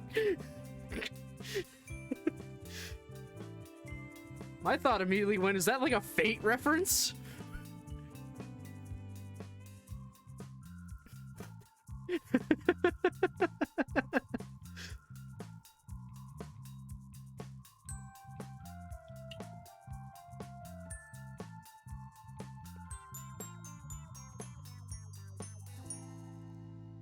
Uh-oh.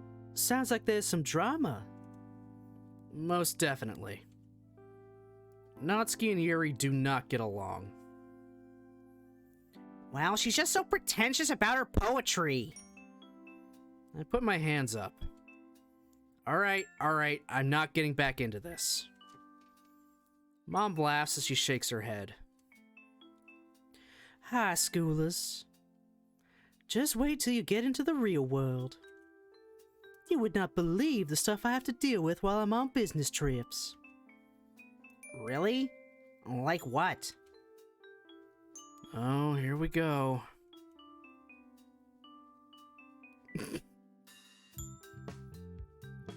Thanks for having me over. I had fun. Of course, Natsuki. It was nice to meet you. Thanks for saying the most condescending thing you could, Mom.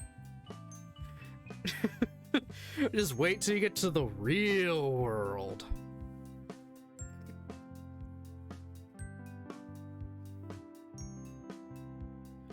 I think it might have just been her attempt to connect more with Natsuki.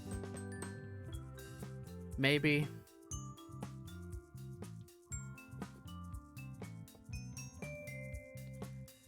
Clearly they both like to complain about things. Well, Natsuki's is more, you know, petty. Mom's is probably a lot more, you know, it's like, oh my god, this job is now just annoying because you want to do this specific thing. You're literally making my job harder to do.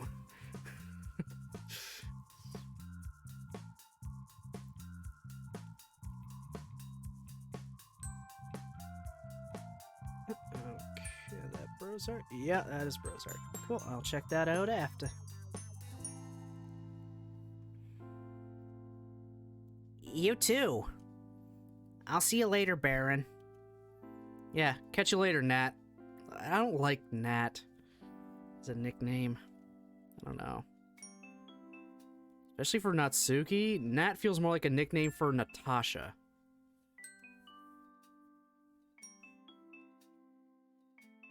Or Natsuki, whatever. Yeah, Nats is not. I don't think is a really good nickname for Natsuki. Or Natsuki, whatever. There's like two ways I could say that name. I've been trying to stick with the one way, just saying Natsuki. Natsuki waves one last goodbye and heads off. She's a real sweetheart, isn't she? Yeah, she is. Have you said you love her yet? What? No, of course not. Are you ever gonna make your own Discord?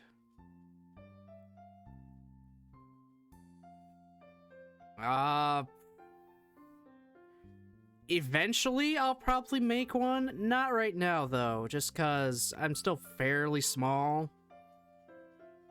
And everyone that would join right away now would be in all the other Discords I'm already a part of, so... Just feels a little bit like a kind of like a waste to do that right now.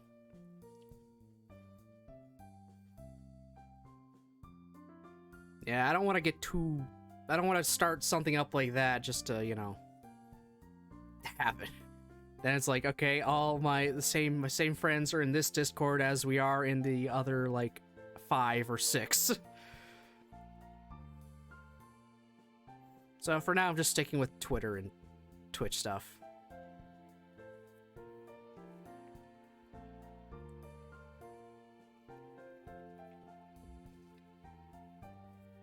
Though that is a future plan, depending if I get a few more followers and more active regulars and whatnot. Then I'll probably start one up. We'll see, though. This is I'm still fairly small, so I don't feel like a Discord's worth it.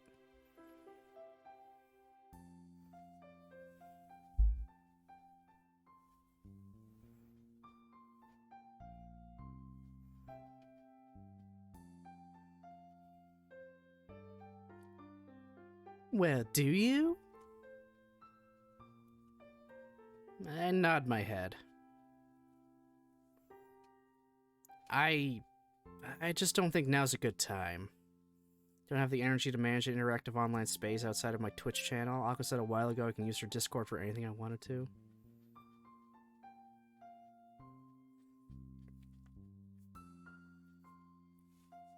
Yeah. Yeah, I like being part of communities for the most part. Or actually running something like that is a bit much, sometimes I would think, for me at the moment. Again, we'll see what the future holds, that's all. Yeah, I'll see what happens. I'd like to make one, just I feel now is too early, is all.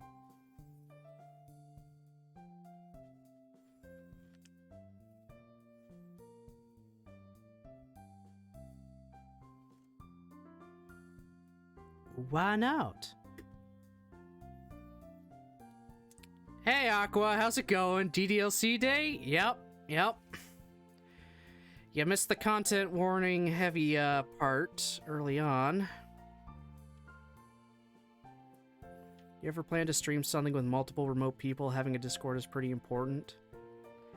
Yeah, true. Though I would say most of the time, actually 100% of the time, I like, you know, if someone is gonna do like a multi-stream thing, I would just be inside one of their Discords for it.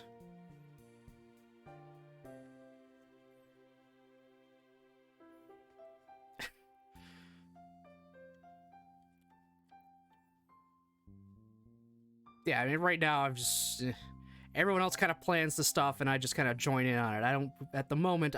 The only thing I have planned for some kind of collab thing, like any kind of collab on Twitch at the moment, would just be eventually playing through Doki Doki Plus with Jen, and I would just, you know, do that all through Jen's Discord because she has that set up. So I would just talk to her through that, and then, you know, we just stream our separate screens.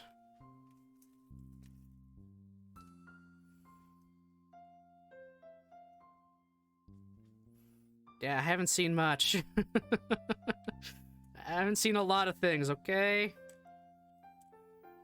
Yep, this is the last route of Blue Skies. We're on the Natsuki route in Act 3.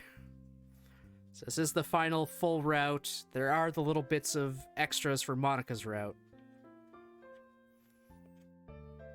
And yet, content warnings for Natsuki's route, which heavily came into use. Yeah, to, briefly fill you in, Aqua, Natsuki came to our door late at night, bloodied and bruised, because her dad abuses her. Which she claims was just a one-off thing that happened.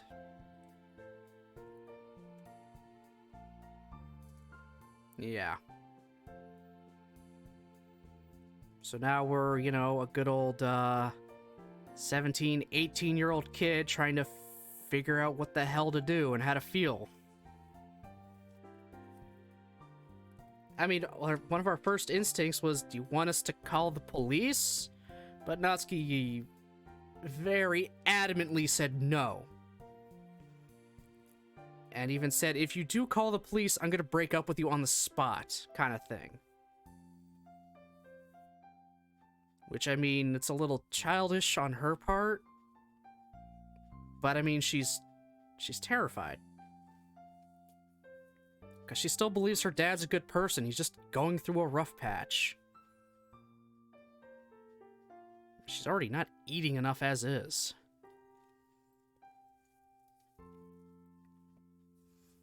Yeah, so it went pretty heavy.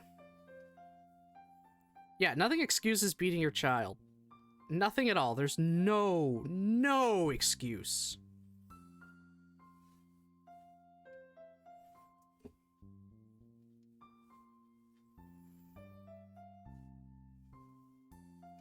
But, people from, you know, homes like that, sometimes they do just have that attachment, almost like Stockholm Syndrome in a way.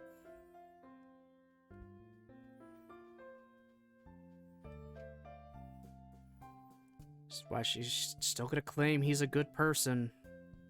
That's just how it is in real life, honestly.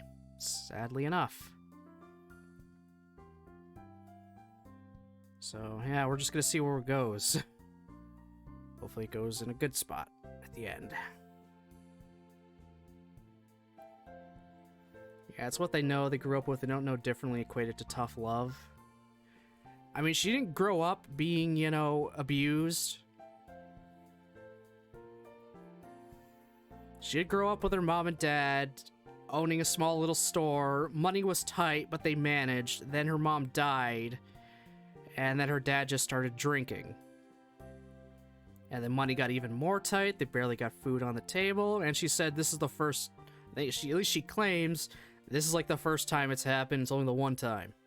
It's a one-off thing. It's shouldn't happen again kind of thing. But I got my doubts. Yeah, because her dad used to be a good egg. Exactly.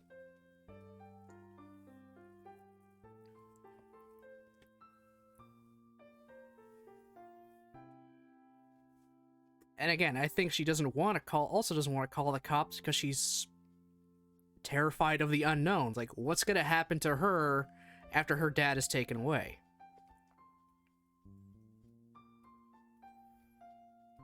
And yeah, exactly. She doesn't understand the cycle.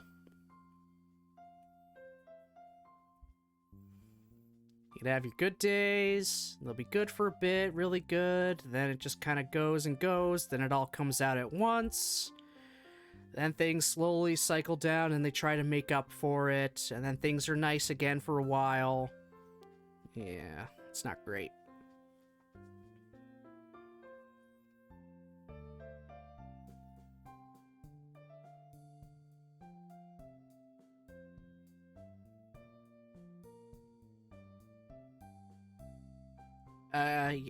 Wouldn't exactly be fending for herself. She's underage, so she would be taken in as a ward of the state, and probably put in like a foster home, more than likely. So I think that's probably what she's most afraid of. She's not gonna know where she's gonna end up, who she's gonna be with. Would it be better than what's happened?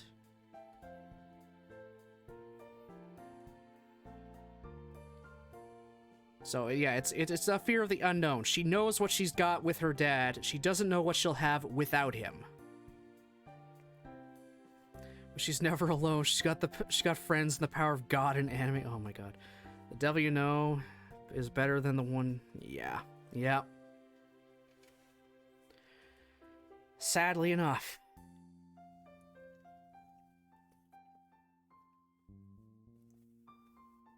Yeah, sorry for you to come in and then us just kind of delve into this heavy stuff, Aqua.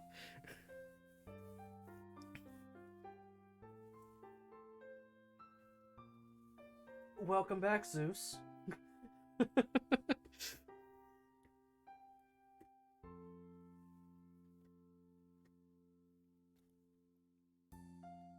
Why not?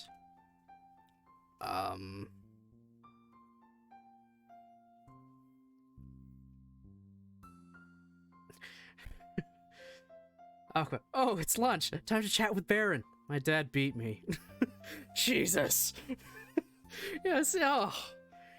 I mean, Nichols came in right to a splash screen of Natsuki with a bruised eye. So everyone's been coming in at the worst possible times today. In some way. Oh. Yeah.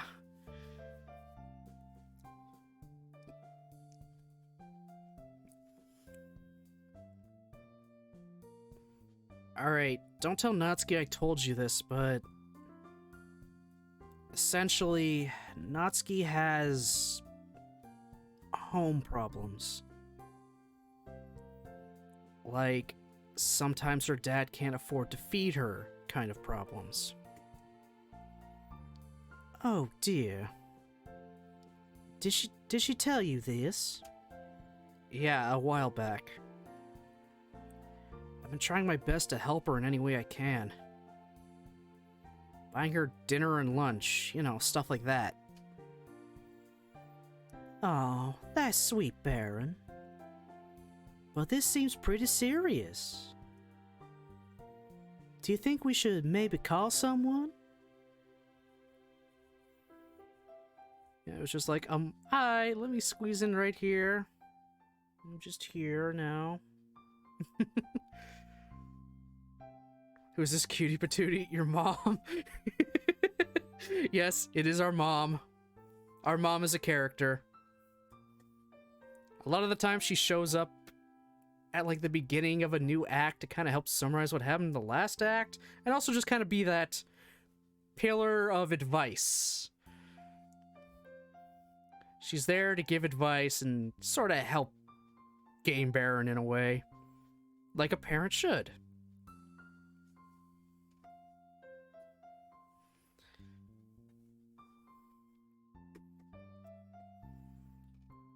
What? No, it's not that bad. She's just in a tough spot, that's all. I see. Mom raises an eyebrow before finally taking a deep breath. Regardless, I'm glad to see you're being a good person. Makes me feel like I did an alright job as a parent. You're a great parent, Mom. Don't worry. So let me send you the Tokimeki Memorial video I was telling you about. The 6 hour... Oh, good lord. Yeah, the 6 hour review. Jesus. I'll be all, hey, what's good, Mama? Let me cop them digits. You got a Switch? How about we smash someday? Oh my god. She is single.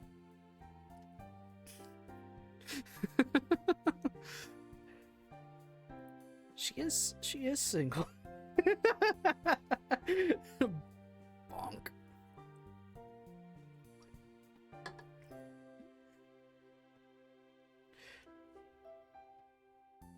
Coheed and Cambria, come, what my...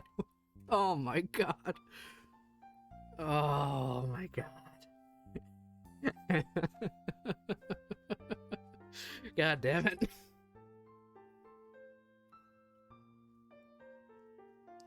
Mom chuckles and runs her hand through my hair. She sighs. I just wish I could be home more. I feel bad that you're going through high school all alone. Don't feel bad, though. I can handle myself just fine. I know. You're almost an adult. Ugh. Yeah, I'm really losing the southern today. Been really off. Oh well. But I can't help feeling like I'm missing out on part of your childhood. Well, adulthood, almost. You miss 100% of the shots you don't take. Do it now or forever wish you had. Yeah, back in high school, wish I'd taken a few shots, but yeah, I didn't. Oh well. Is what it is.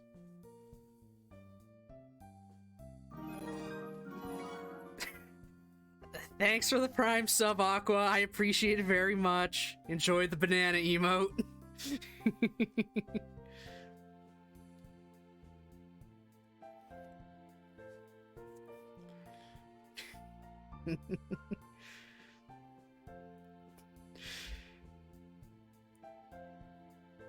Oh, I gotta fix the thing that makes the emotes fly all over the screen. I don't think I have them on this screen or not.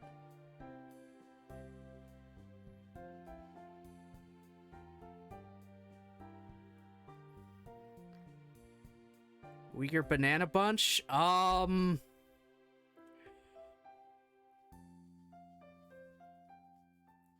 haven't really thought of like kind of a name for subs. Banana Bunch is a good one. I was almost thinking Banana Clan because that sort of kind of rhymes. I'm not 100% sure.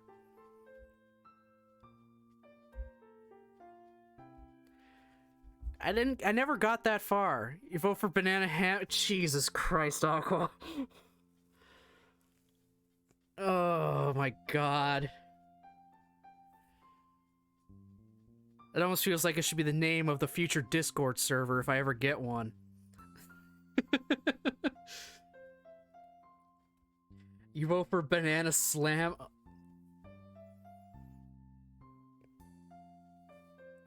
my god. Banana Slamma. Jesus Christ, you're making me remember that. Oh. Now, Banana Hammock is his BRB screen. Oh my god. Oh my god. Oh god damn it.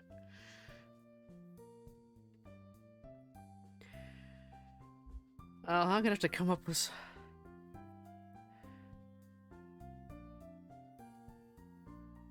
Oh, I know full well of the DK cartoon. Oh boy, that is a thing.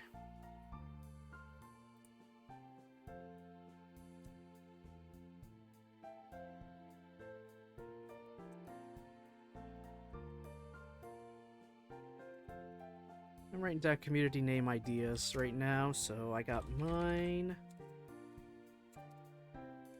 My idea, I do kind of like Banana Bunch. Fucking banana hammock, god damn it.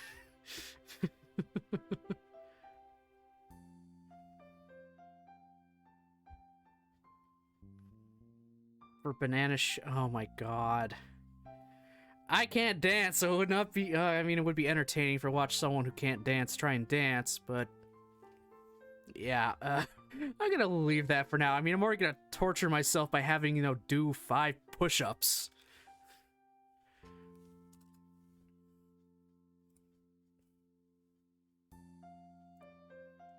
Which, again, I don't think I put an actual cap on, so that could be a bad thing.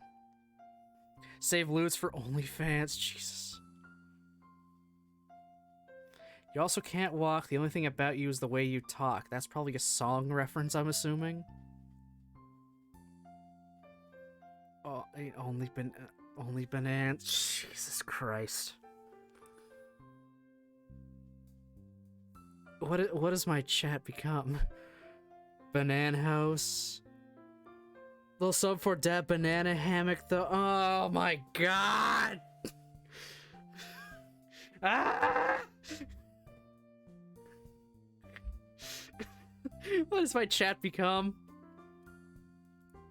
This is what I get when I choose my name based off a Kamen Rider.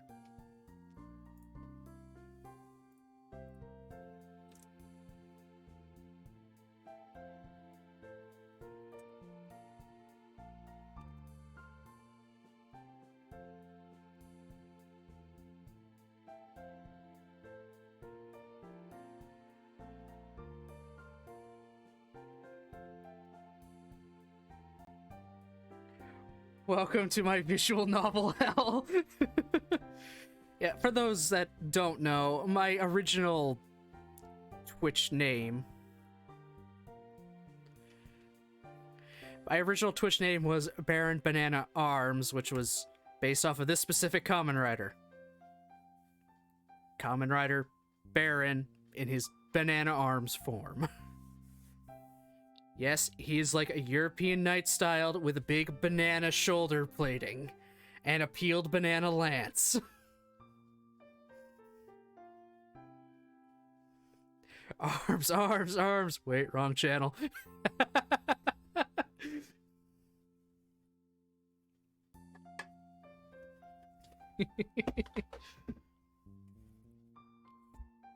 I then changed my name. I dropped the arms. Couldn't just get Baron Banana because that was taken, so I just made it plural. So Baron Bananas.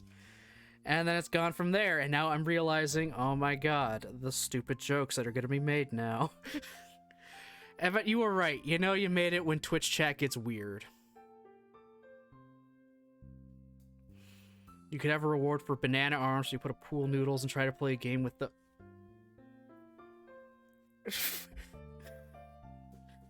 Ugh. I wish I didn't throw out the banana costume I had. That could have been a reward, too. Just me sitting there in a banana suit.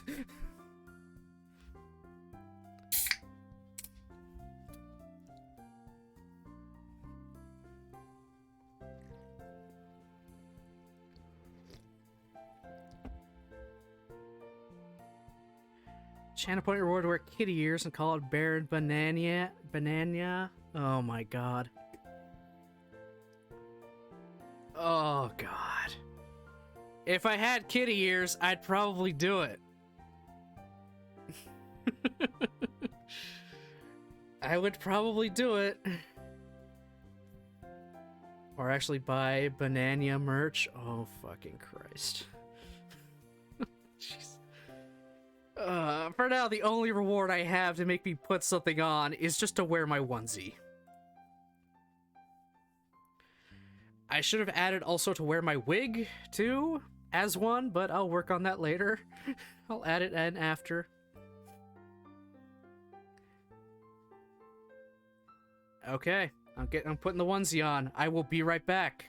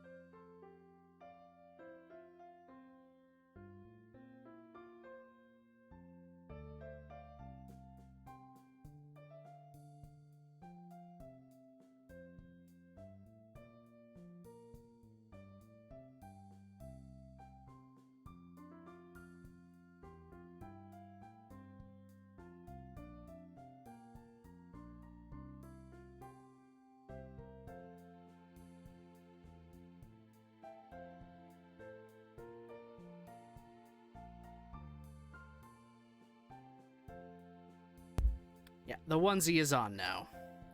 Yeah, I realized realized I was muted. Thanks though, Nichols. There we go. I am in my Kamen Rider onesie.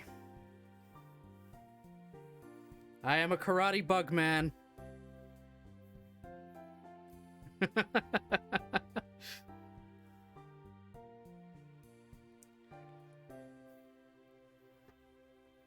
And yeah, I don't have a cooldown on it because if somebody redeems it, I just wear it for the rest of the stream. That's my plan for it. Just whoever redeems it, I'm wearing it for the rest of the stream.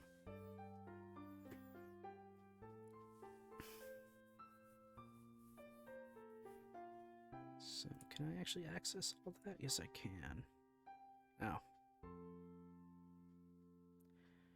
I'll mark that as complete. There we go. Taking your points. Yep, so I got my... Which side is it on? I got my nice scarf to blow in the non-existent wind. The hardest thing about getting this thing on is just the buttons. They're hard to put on.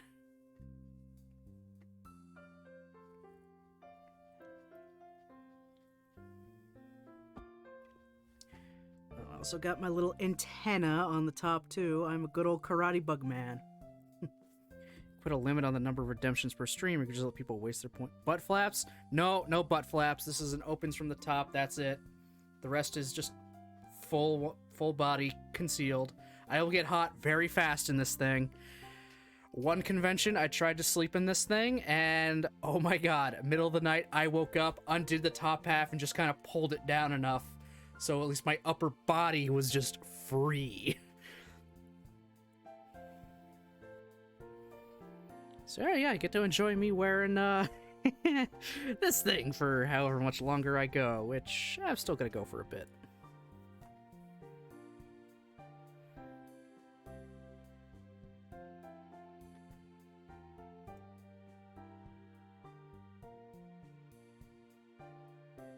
This is just the hand we've been dealt, right? Besides, I'm going to college soon. This is good practice, eh? You do have a point. Here. Mom reaches into her pocket and pulls out her wallet. Take this. It's for when I have to leave again. She hands me a large amount of bills. I quickly count them all. 25,000 yen? Awesome! Hey, don't get any ideas, mister. That's for groceries. Spend it wisely. All right.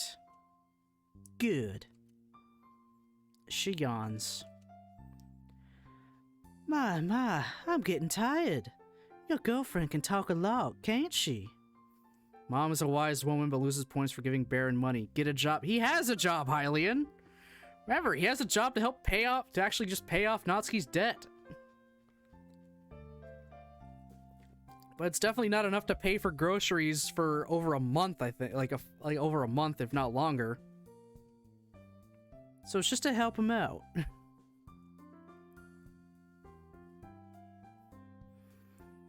Yeah, but only if she likes you, which I'm pretty sure she does. That's good to hear. I'm gonna turn in, sweetheart. Have a good night. Thanks. You too. She starts for the second floor, but stops when she reaches the stair base. One more thing. Yeah? Save a little of that for Natsuki. She flashes a sly smile before walking upstairs, leaving me alone with my thoughts. Save a little of the money for Natsuki.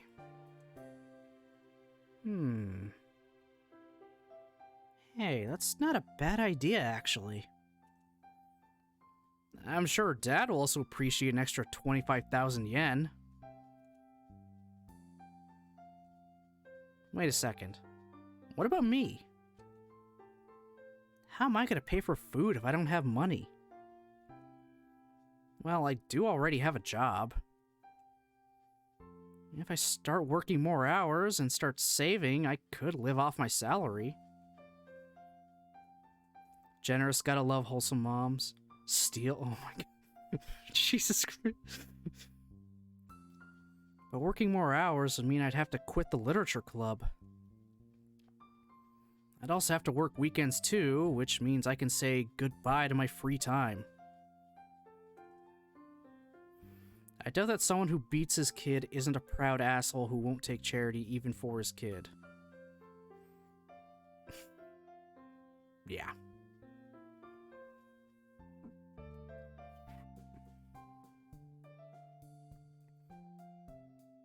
As well as hang out with Natsuki and Sayori. Or anyone for that matter. Jeez, that's a tough decision. Either I keep spending time with my friends and continue helping Natsuki like I have been, or I basically throw away my entire social life for Natsuki. I mean, I know I love her, but is it worth it? Either way, it's probably not a decision to make lightly. I'll sleep on it, I suppose. Proud asshole who won't take charity is Walter White energy.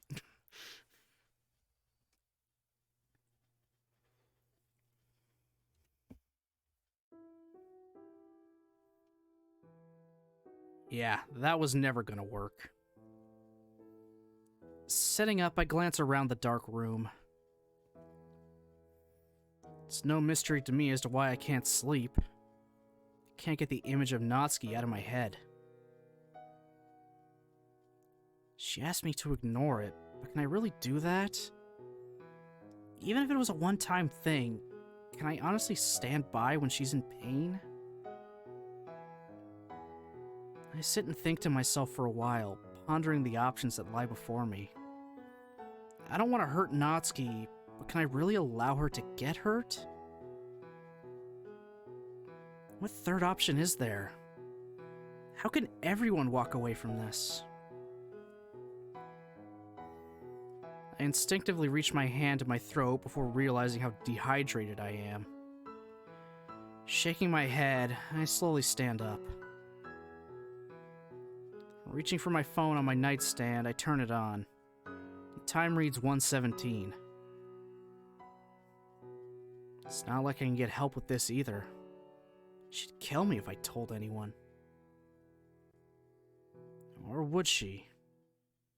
If I'm discreet about it, asking for advice without letting on what's actually going on? I could ask Sakurai for help again, but I don't really think it can wait until morning anyway.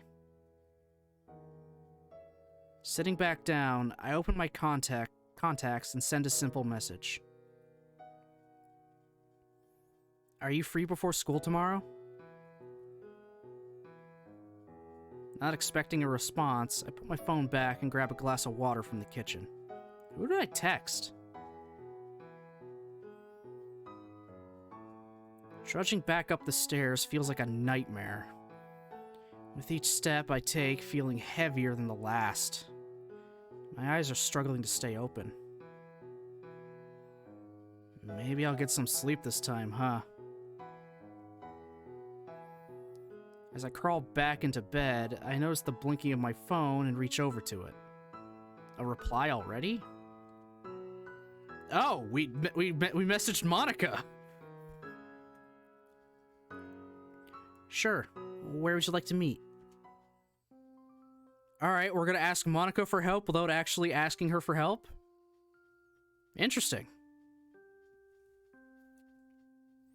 You assume Sayori? I would have assumed Sayori too. But I guess Monica might be a good choice. She is pretty smart. She's someone we can trust.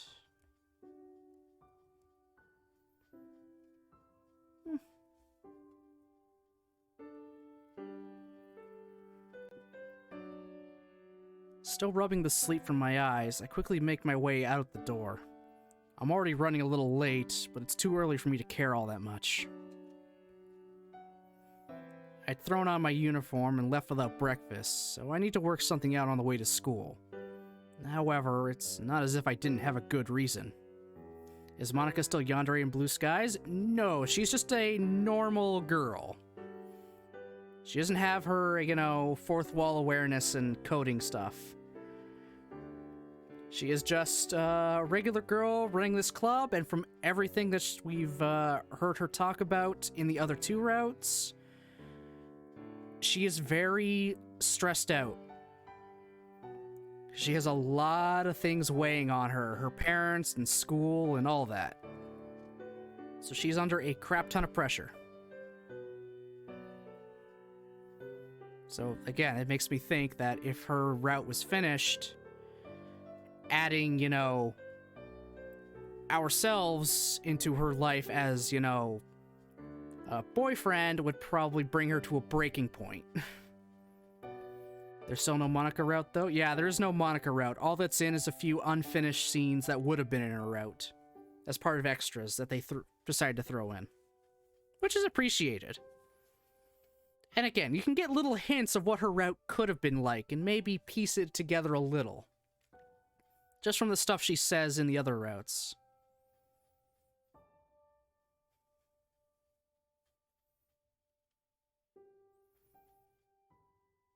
For a moment, though, I pause to look at Sayori's house. I smile, thinking of how she's still in bed right now, hopefully sleeping like a baby. Sorry, Sayori. I guess I'll have to see you at school. With my apology spoken to nothing but the chilly morning air, I bring my thoughts back to the road. There's no time left to waste, so I break out into a jog. In all likelihood, she's already waiting for me. I pull the door open and step into the air-conditioned, comfortable temperature of the cafe. Taking a deep breath, I start to scan the room. As I stand by the door, I take a bit of time to wipe the small amount of sweat from my brow and fix my uniform, calming my racing heart. It isn't often I have to run like that, especially not in uniform. Taken aback by the sheer number of people in the little venue, I find myself a little anxious. Did she find a seat? Did she even bother to stay after seeing it was so full? After unsuccessfully scanning the room, I take out my phone to see a message I'd missed. I'm down at the back near one of the booths. I saved a seat for you. Huh, what do you know? I had nothing to worry about after all. I walk carefully to the back of the cafe, trying not to bump into anyone to the best of my ability. It isn't exactly easy to weave through the crowd, and it makes me seriously wonder why so many people are here at all. They can't all be salarymen here for a morning cup of coffee, right? I'm surprised I'm not more worried about being late to work. Eventually, though, I find myself facing the only person I could possibly see myself talking to about this.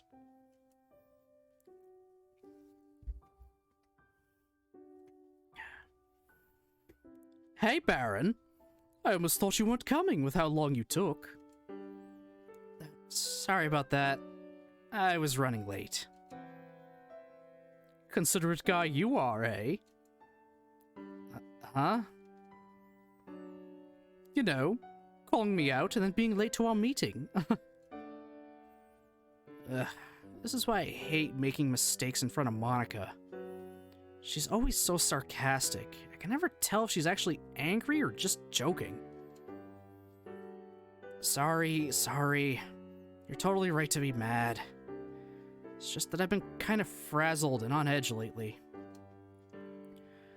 Aren't we all? What's that?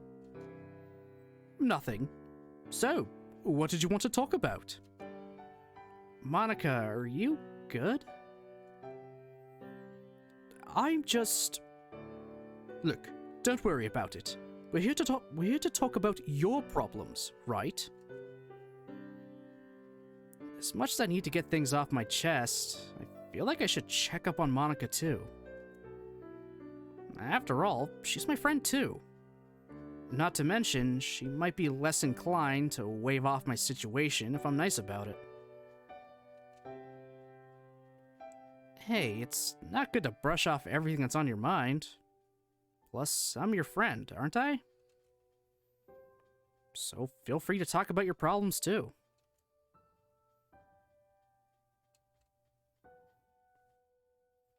Baron, if I want to talk about something, I'll talk about it.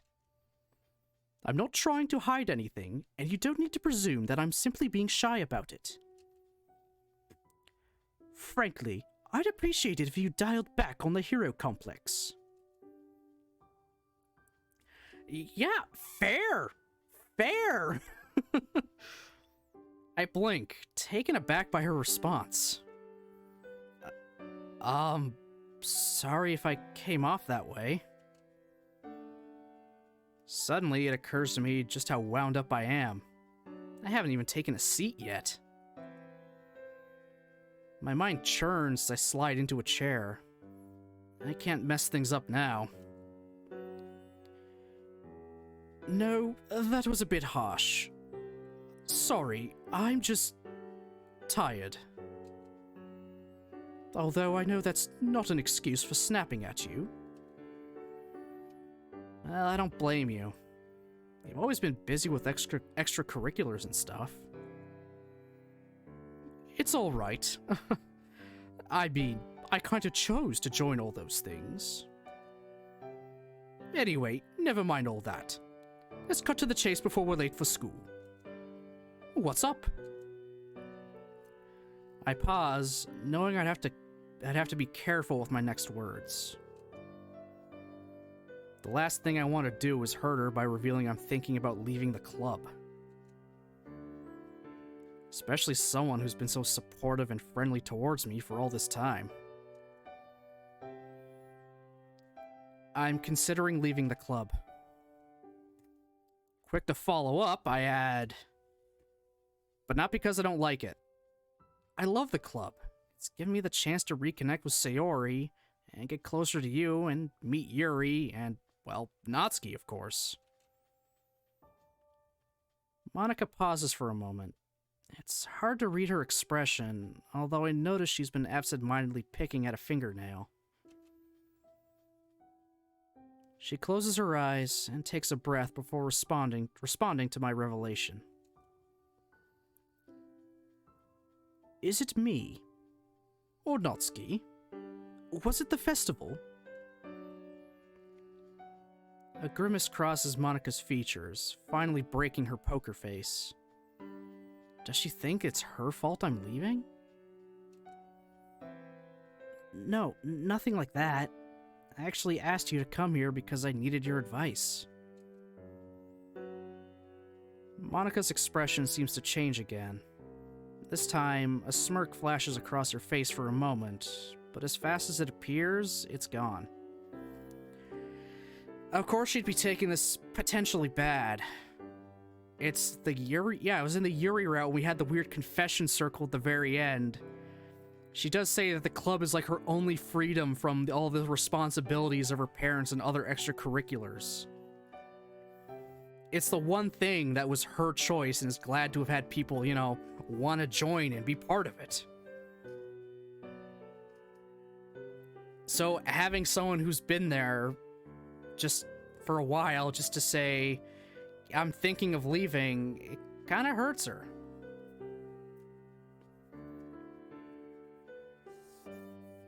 So she's gonna see it as like a personal failing. She didn't make the club fun enough for someone to stick around.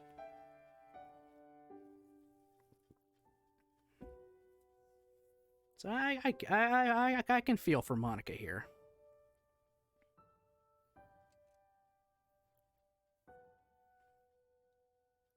Well, you are a member of my club, so it's only natural that I would help you out. You've been a little distant lately, so I've been concerned myself.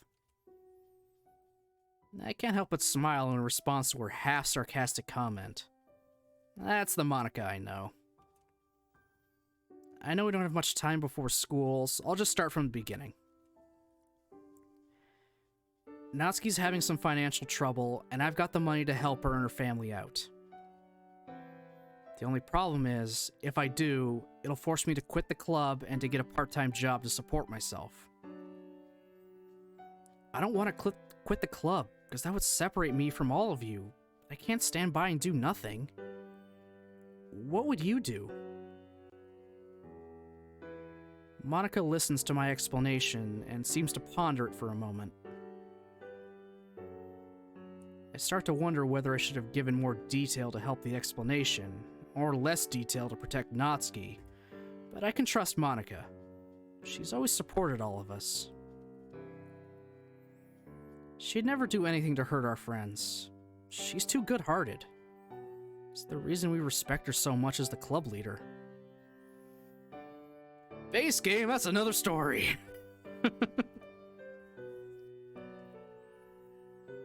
Looking back at Monica, I notice her still deep in thought. She's using her hands like a set of scales and is biting her lip. Am I the only person you've asked this about? Or asked about this? Yes. Why? Keep it that way. We don't want it going around that Natsuki is having issues in her home life. I know what that's like, and it's bad enough without her classmates knowing about it as well. Wait, she knows what that's like? Is she having trouble too? There's another hint that Monica's home life isn't so hunky-dory. As I open my mouth to ask, Monica continues. This isn't a decision you should take lightly. You'll lose the club and the emotional support from its members. There isn't enough time in our breaks to really make that up, so don't expect to remain as close to the club. I wince at the statement. Losing the friends I've made would be hard, even if it's only a temporary measure. On the other hand, there's no telling what will happen to Natsuki if you don't help her. I don't know the details, but if it's bad enough that you're coming to me, then I can make an educated guess. I nod slowly and look down at the table. I think your top priority is to help Natsuki, though. I know it must be really hard to leave the club, but if it makes you feel any better, it'll probably still be around next year as well. Yeah, I guess you're right. Well, we don't have much time left, so we'll have to get going. But thank you for listening to me at least. It helped to put things into perspective a little bit. I'm glad I could help. By all means, if you need any more advice or help, feel free to talk to me about this. Don't hesitate to reach out again, no matter what you decide. Anyway, I've got to attend to something quickly before school, so I'll catch you later, Baron. Yeah, see you in the club, Monica. Monica gets up, leaving me to my thoughts. It's high time to decide. Do I want to give Natsuki my savings at the expense of spending less time with her, working more, and leaving the friends I've made? Or do I keep the money and try to help another way? Oh boy, oh boy.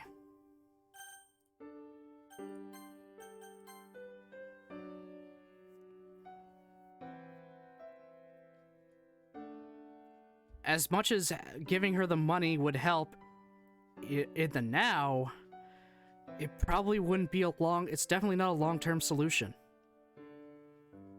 Plus, we don't know how Natsuki or her dad would react. You should have told her stealing was bad. Fuck's sakes.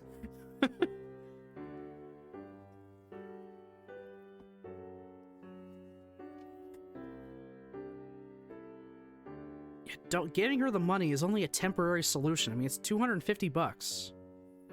That's okay, but it's not gonna last, like, long at all. It'll last maybe 2 weeks at most.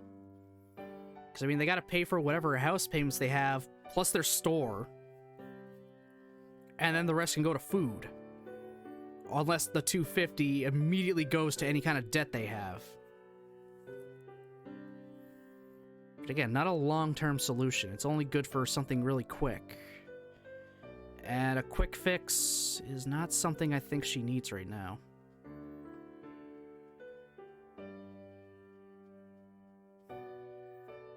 My thing is, I doubt she would take straight up money from Baron. She'd see it as charity. Yeah, and a lot of people do not want that. They do not want to be seen as a charity case. People, they'll feel like less of a person if everyone else has to give them money to do things. I can understand someone feeling like that.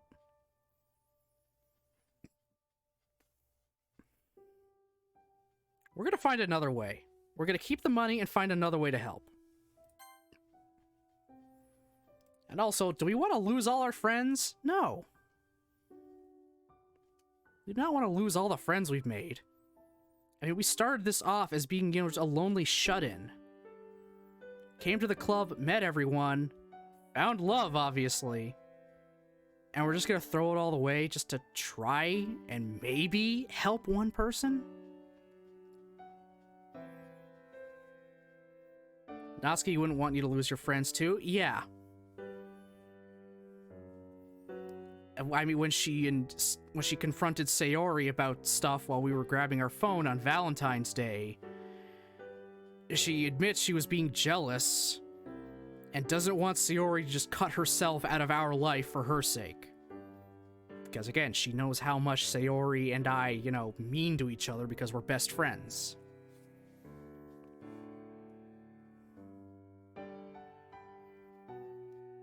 Yeah, she doesn't want us losing friends. She isn't trying to monopolize all of our time. So, yeah, she probably wouldn't take the money, and yeah, she wouldn't want us to cut everyone else out of our life. Just for her.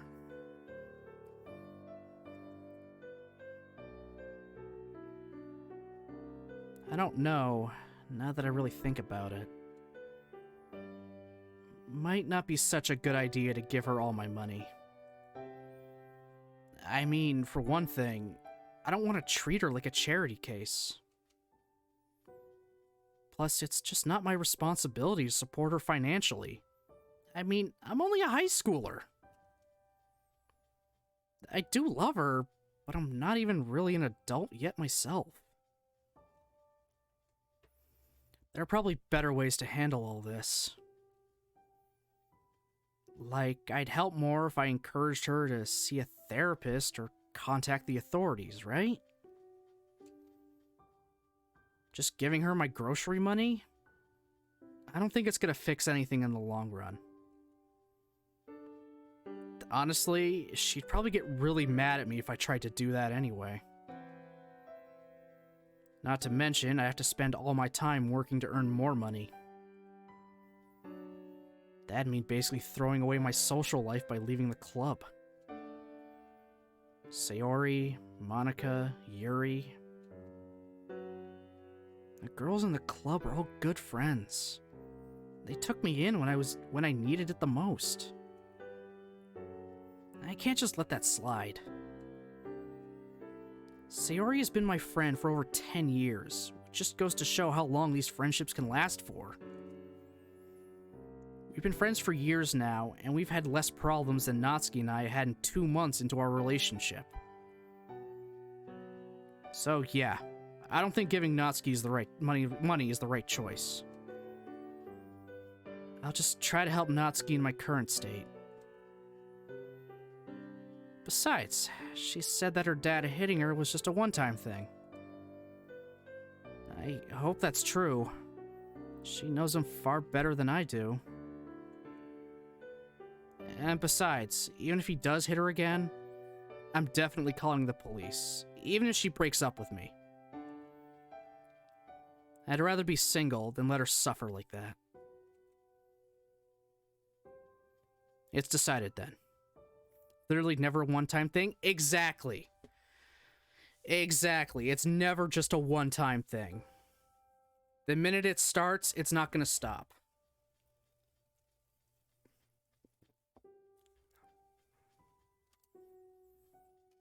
I'm staying in the club, and I'm keeping the money.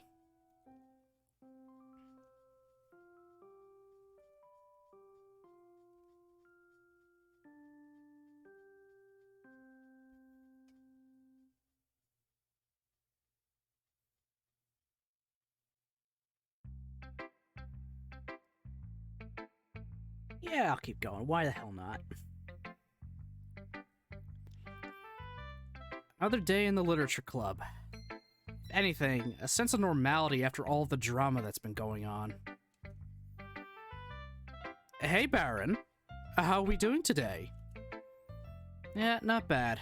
Always nice to be here. That's what we want to hear. How's Natsuki?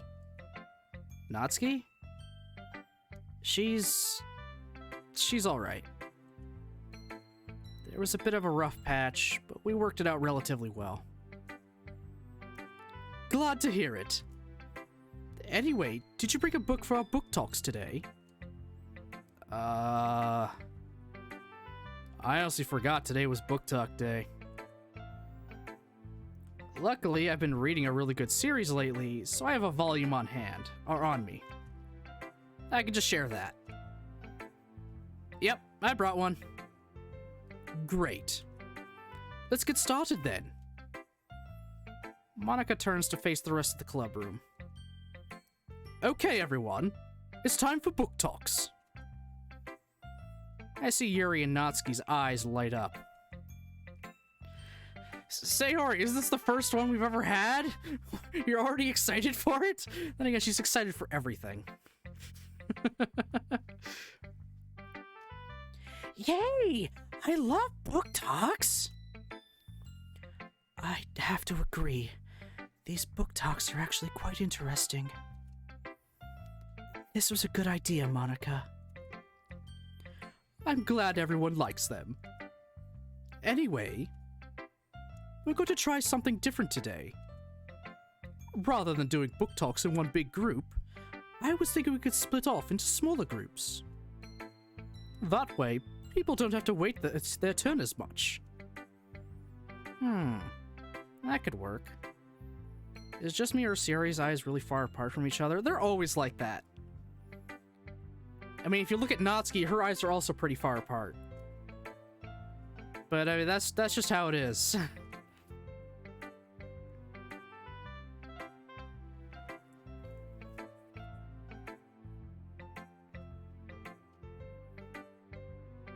I guess so. We're not an even group, though. There's only 5 of us. Then we'll split off into a group of 2 and a group of 3. I'll decide the groups. Yuri, Baron, and Sayori. You guys will be back by the closet. Okay. That works. You're with me, Natsuki. All right. Okay, we'll switch in 20 minutes. See you guys then. With that, we all break up into our groups. Hey, guys! How's everyone doing?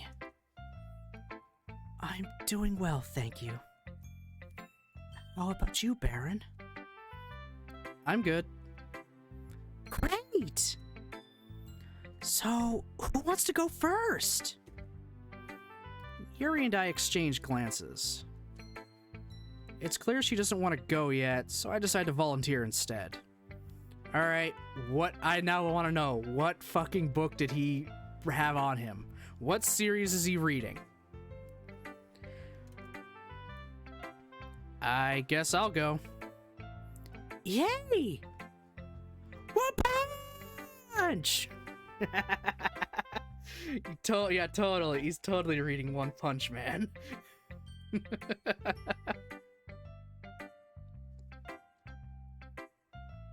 Sayori finally sits down, leaving me the center of attention. What? Rangers of Olympus Mons? Is this a fake one or an actual real one?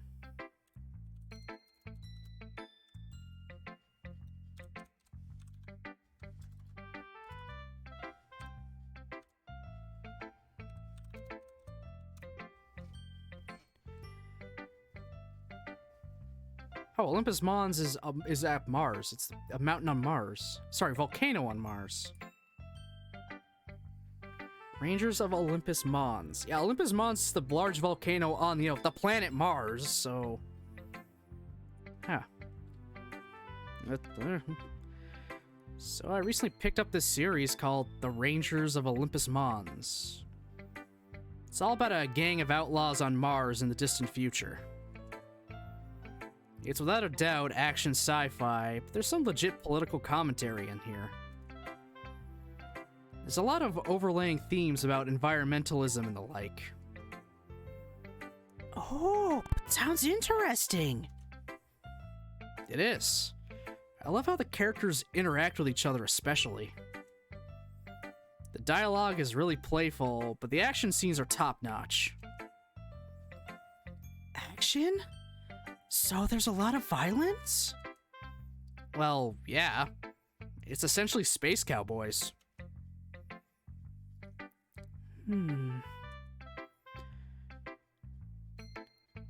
Apparently there's a French series that's only a couple years old called Olympus Mons. Not sure if it's the same one. I mean, it could be. Sometimes they, include actual series. Other times they use their, their no-name brand version. Let's see, Olympus Mons series. Okay, that's the actual volcano.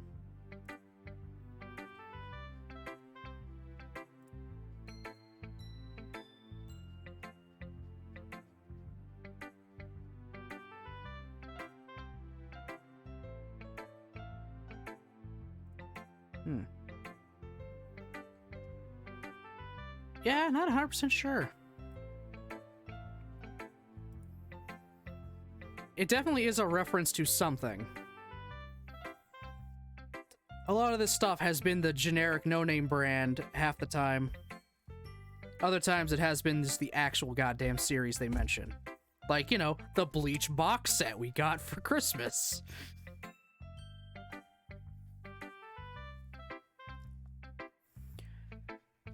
Although I'm not one to read action novels, the political commentary you mentioned did intrigue me. I like books that have multiple meanings beyond the obvious themes. Yeah, there's a lot of that in this series. I might just borrow it from you in that case. Yeah, it sounds really good, actually. Who's your favorite character? Okay, yeah, this has gotta be some fucking actual series if he's mentioning character names. Definitely Jess, the main character. Oh? The main character is a female? Yep, she's the leader of the Outlaws. Interesting. You'd assume a series based around the Wild West would have a mostly male cast. That's what I thought at first. But nope, most of the main cast is girls. It's bizarre, but it actually works really well. I see. Quite the subversion of expectations. Definitely! Anyway, can I go now? Sure, go right ahead. Awesome! I found this one book in the library called Requiem for a Teenage Prodigy. Is that actually a thing? Do I have to keep looking up potentially fake book titles or slightly renamed? Requiem for a Teenage Prodigy. Okay, so I just guess a rename of Requiem?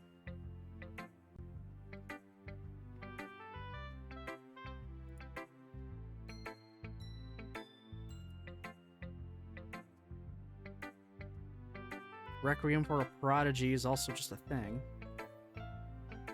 I don't know.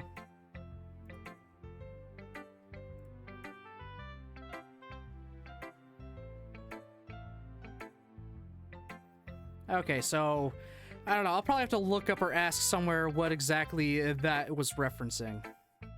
Again, the kid just changed all the names, so you never know.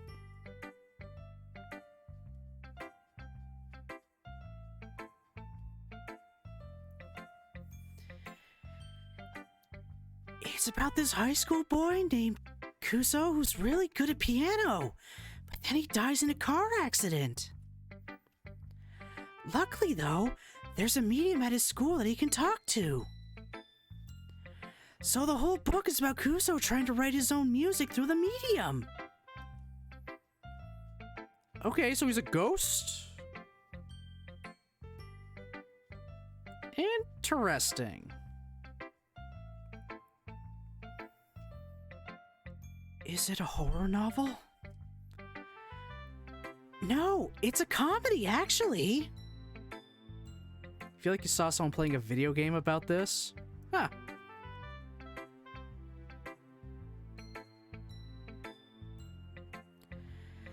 The medium, Takayuki, is really dumb. So there's a lot of scenes where Kuso and Takayuki are just arguing about silly stuff. It's actually really funny. Oh, I see. I'm sorry. I just assumed it was a horror novel because it has ghosts and mediums and other supernatural things.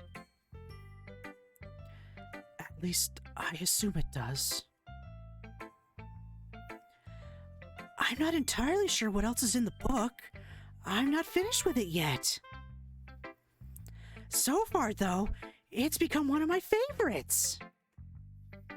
Yeah, it does sound pretty cool, actually. I like the concept. Ooh.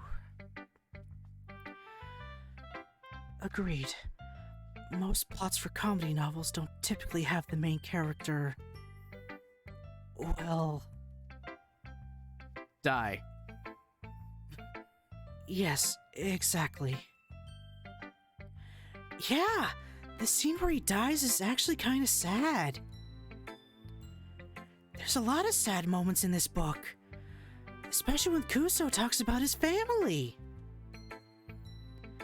It's really bittersweet now that I think about it.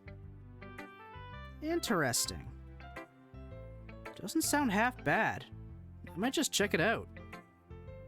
What's it called again? Requiem for a Teenage Prodigy. Pull out a piece of paper and write down the title. There. 20 minutes went by and Yuri didn't get to say what she was reading. Damn. Okay, everyone. That's 20 minutes.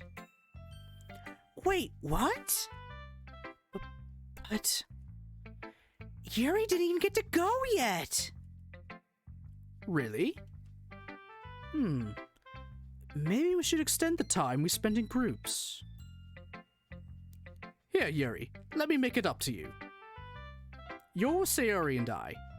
You can go first. That'd be nice. Good to hear. Natsuki, you and Baron are together. Don't have too much fun. God damn it, Monica. Shut up. Monica giggles and walks off. Yuri, Monica, and Sayori sit down at the desks at the front of the room. Natsuki, meanwhile, walks over to me at the desks near the closet. Hey. Hey. How's your day been so far? Alright, I guess. You? It's been alright. So, what book do you have? I found this really good series about a high schooler who's secretly a psychic. Really? Do you have it with you? Yeah, one sec. Natsuki rummages through her bag, then pulls out a familiar-looking manga. Oh, yeah, I've read this one before. It's really good. You get to the end yet? No. What happens? I won't spoil anything. But I guarantee you're not gonna enjoy it. What? Why? Did someone die or something? You'll see. Thank God he's not pulling the, hey, have you met this character yet? Yes? Well, I'd say, maybe, don't get too attached. You know? Don't get too attached to that character. Maybe. Just saying. It's like, fuck off with that horse shit. That is also a spoiler, damn it. No, of course no one dies. It's a comedy after all. It just ends on a big cliffhanger. Or rather, ended on a big cliffhanger. It's been over for a couple months now. I'm still mad about it ending, but what can you do? Hey, are you paying attention? Huh? What? Natsuki scoffs. I said, do you have any of the other volumes I could borrow? I don't want to waste my money on manga. Yeah, you can come over to read the other volumes sometime. Why don't you ever go to the library, by the way? There's plenty of manga there, too. Are you joking? I can't check out manga where everyone can see me. Oh, I mean, I guess. Well, that works out anyway. Now I can just spend more time with my cute girlfriend. Hey! Don't just say that kind of thing in public. Just imagine us reading together, alone, no parents in sight. You dummy! If you don't want me to tease you, then stop acting so cute.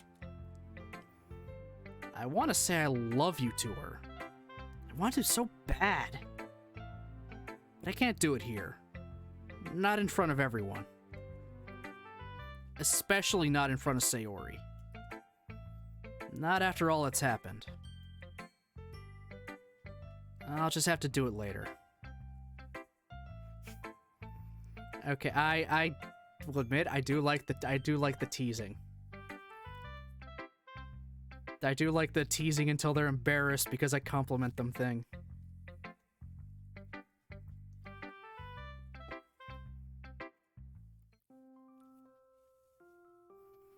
That was a fun little bit of levity there. Yep, Zeus is back on the bed again.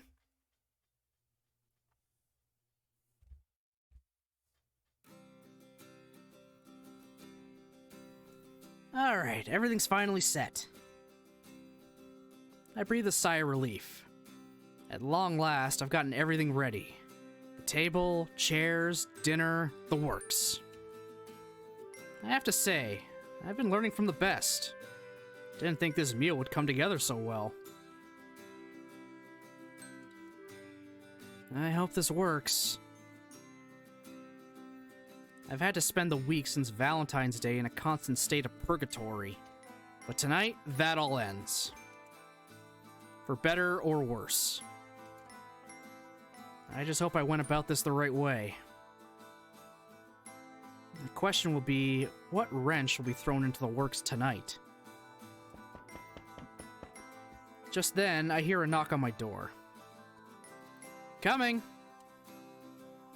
Ah, that'll be my favorite girl now. Opening the door, I prepare to greet her with an overly sarcastic, "Dinner is served." I could barely contain my anxiousness. It's taken almost a week to put this all together. And as the door swings open, I see... God damn it! Can she stop coming around on important romantic days? I'm sorry, Sayori, I love you, you're great, but... Stop. Sayori? Do not fucking invite her in. Do not have her spend time at White Day again. Do not do this again. Do not be a dumb motherfucker again. Please, please, for the love of God.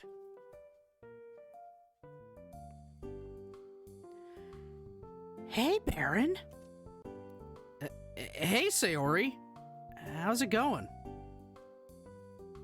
Why am I getting a sense of deja vu? Wait, what?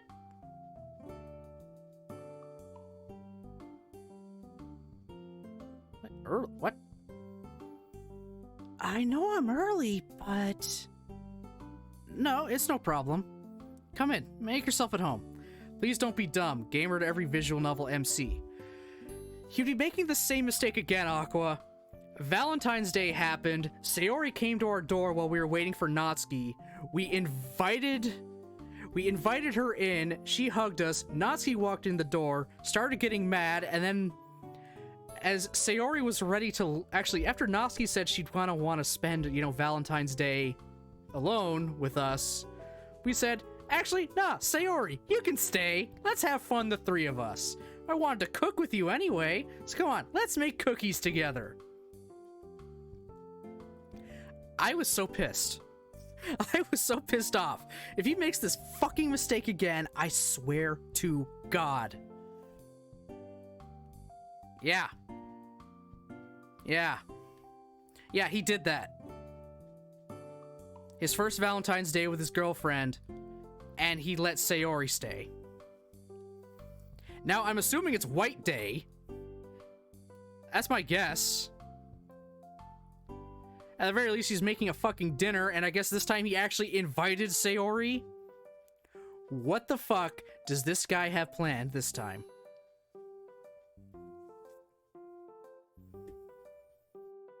No, it's no problem.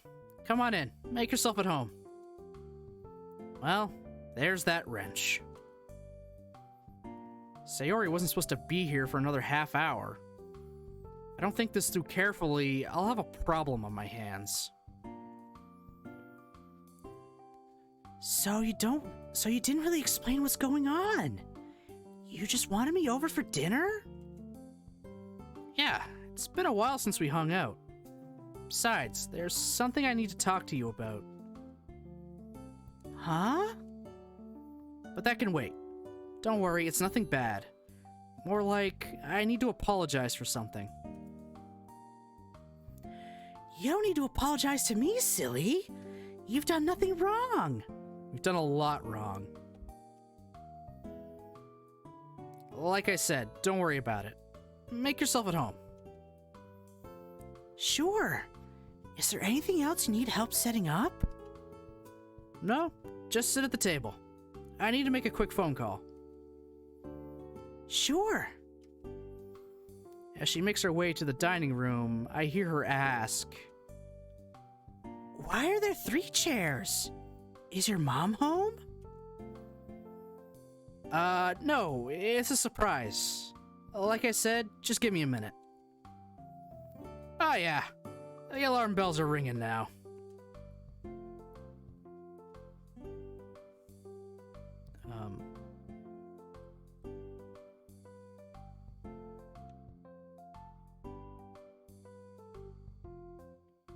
Okay, escape does that. Damn it. I can't remember what button I need to press to make just the background go away. I mean, just the text go away. Okay, yeah, Yuri is my last contact. I whip up my phone and see a message from Natsuki. She's only a minute or 2 away. Thank God. I open the door and step outside into the cold night air, closing the door behind me. Showtime. After several minutes, I see a figure walking down the street. I jog a few feet over to meet her, smiling all the way. What are you waiting outside for? It's cold. Well, before we go inside, there's something I need to discuss with you. She shoots me a look that makes me start to reconsider my choices. Not just the ones leading to this moment, but all of them. I'm well aware of how much Natsuki doesn't like surprises. I'm also aware of how little choice there was in this scenario. Well, I've got something to discuss with you before we go inside. And that would be... So, I know that you and Sayori haven't been on the best of terms lately. Natsuki doesn't waste any time jumping straight to the answer I expected of her. I don't remember that being any of your concern. In fact, I remember specifically you being the root cause. The building anger in her small frame is palpable. It's my concern because you're my girlfriend and she's my best friend. Don't you think it's reasonable for me to want to see you guys stay friends? Not if you're not going to set boundaries that I'm comfortable with.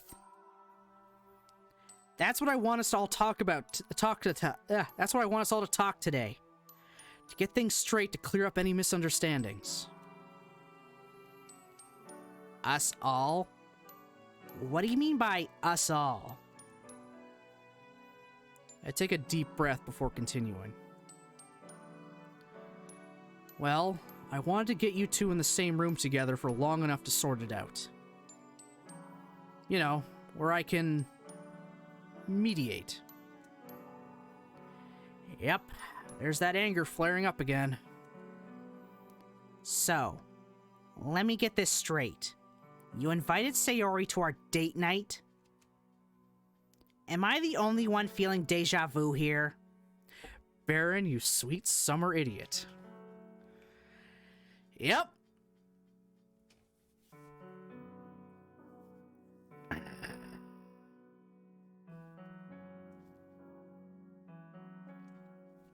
Why? Why, dude? Just why?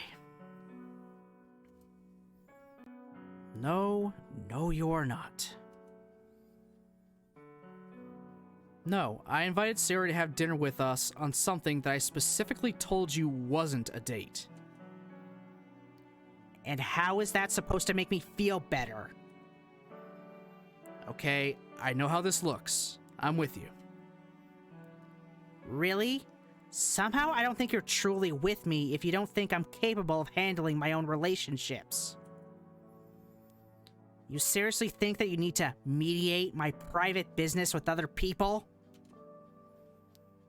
Who are you? Some kind of therapist turned hero who needs to save me from my own anger?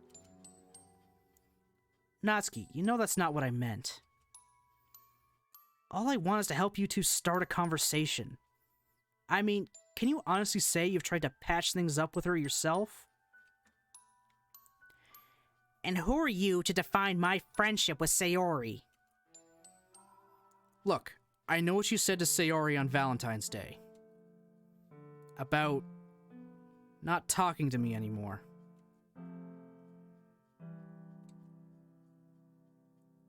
You heard that? I wasn't trying to eavesdrop, but I just happened to walk downstairs while you were talking. That wasn't my best moment. Upon remembering that fateful conversation with Sayori, Natsuki seems to deflate with weariness. She heaves a sigh before continuing to speak.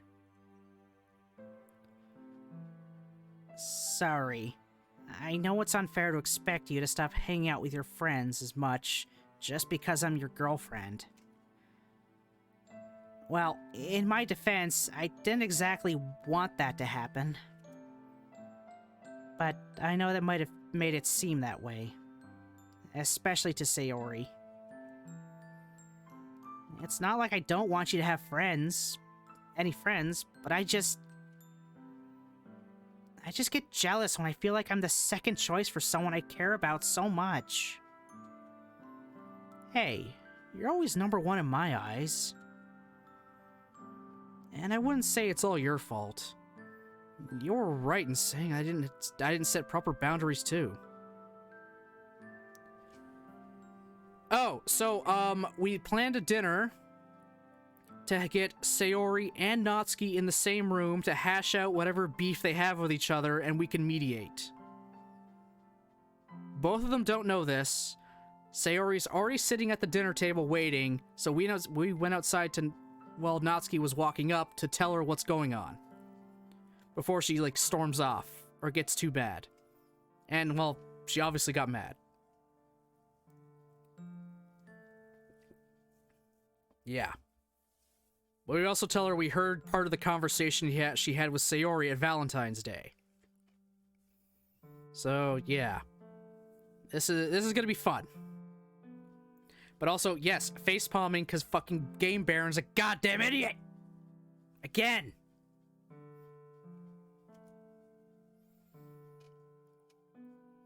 I definitely started this whole fiasco by hugging Sayori and letting her in on our Valentine's date. In fact, that's why I asked you to come over today. It's been eating away at me that you guys aren't as close as you were, and I'm trying to fix that. And to make it up to you, I've taken tomorrow off to spend time with you.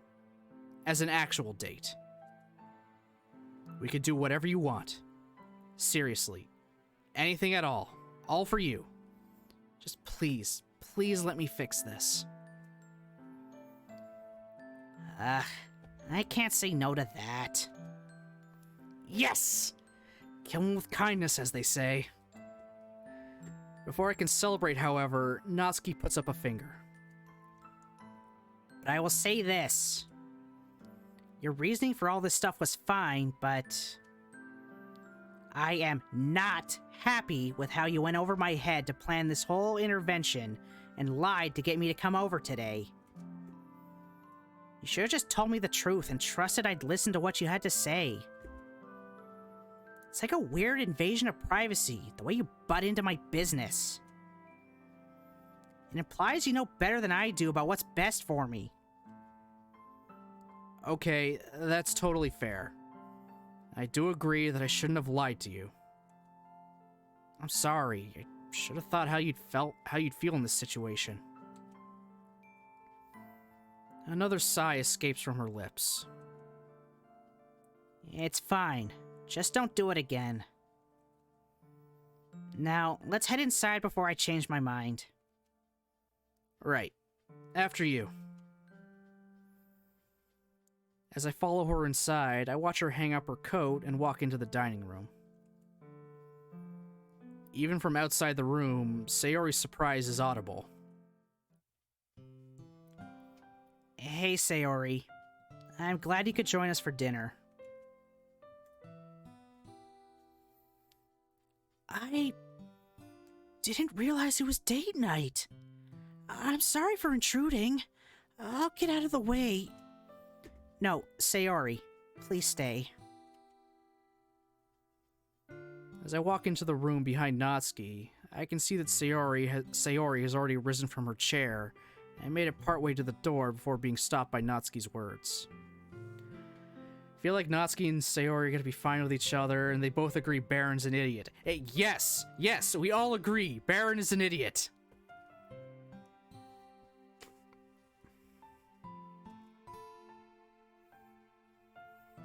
I don't want to interrupt, so... No, Sayori, we insist. It's been too long. I watch my best friend's eyes dart between me and my girlfriend. Her visible confusion is gnawing away at me.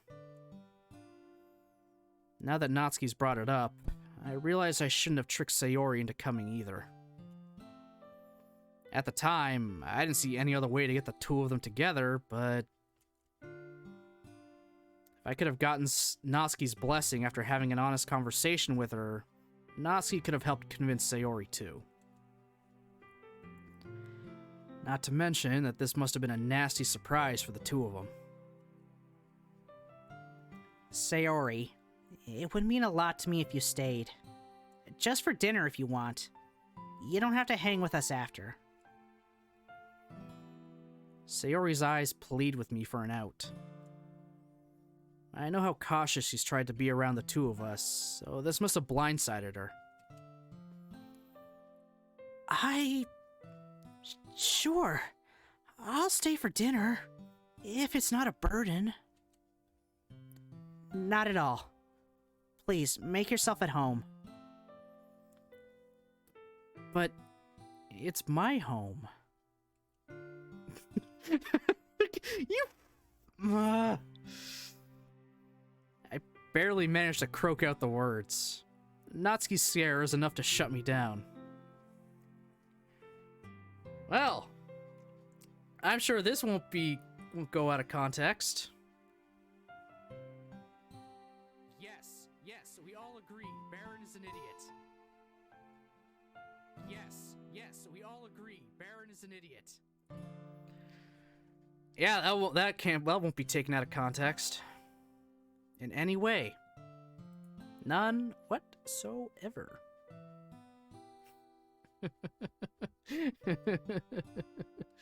Make that a channel point redemption. When I learn how to get sound bites from clips, yes, I will. I will download that for sure and work it into as a redemption. I'll figure something out for it, just for yes, a Baron's an idiot.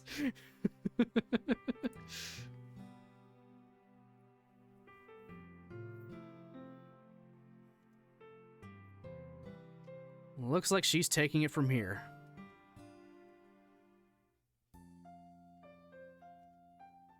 The night has gone surprisingly well so far.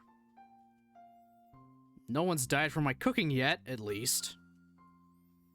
Or from an angry pink-haired tsundere. So I'd say that's a win in my book. The good news is, I'm currently walking out with dessert. Got the cat cupcakes, yeah! Tray of cupcakes, made and decorated by yours truly. Actually, I don't know how they turned out. I was too scared to try one beforehand.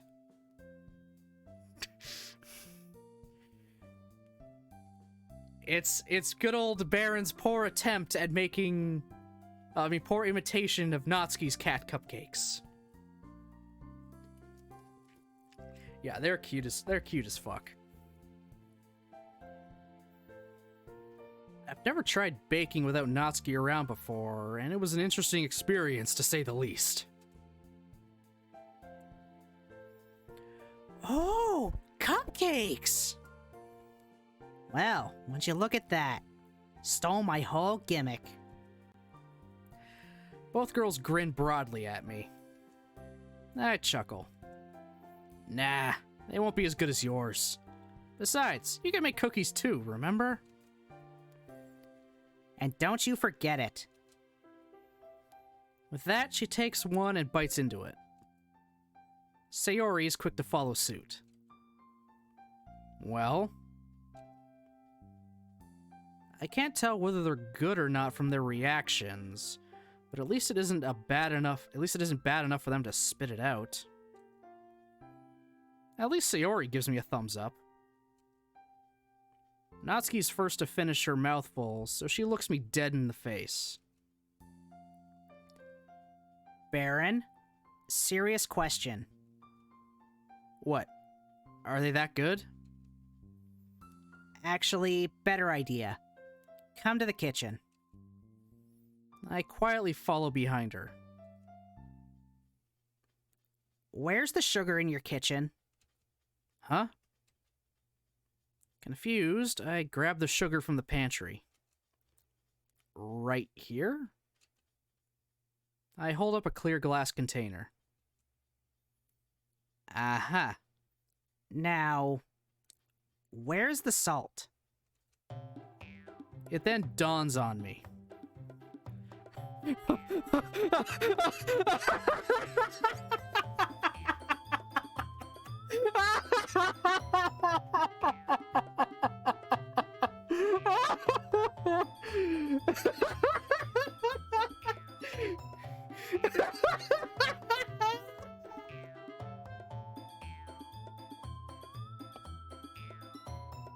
Oh my god, amazing!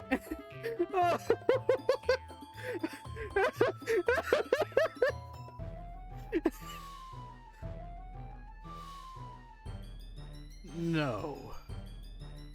I didn't. You're pulling my leg. There's no way in hell I messed up. mess that up.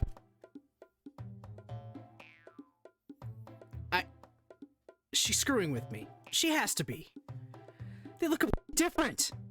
I'm not that stupid, I know it. Right? She walks over to the pantry, pulls out a matching set for the salt. This here is salt. You don't say. Apparently, I have to. The one in your hand, that's sugar. That's the one you put in cupcakes. Oh my god. Oh my fucking god. It's at this point that I see Sayori glance over at me with a conflicting look on her face. She walks over to me, takes a piece of her cupcake, and shoves it into my mouth. Huh. It's remarkably sweet. Wait. Now that was mean.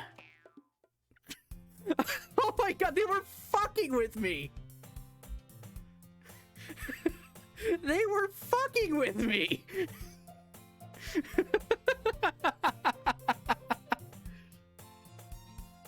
Wow.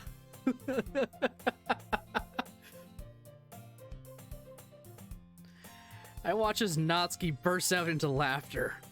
Sayori shakes her head, offering me some more cupcake. I can't believe... Nat! You're screwing with me? You know how hard I worked on those? I know, and I'm sorry. A mischievous grin crosses her face. Consider it payback for what you pulled today. I sigh.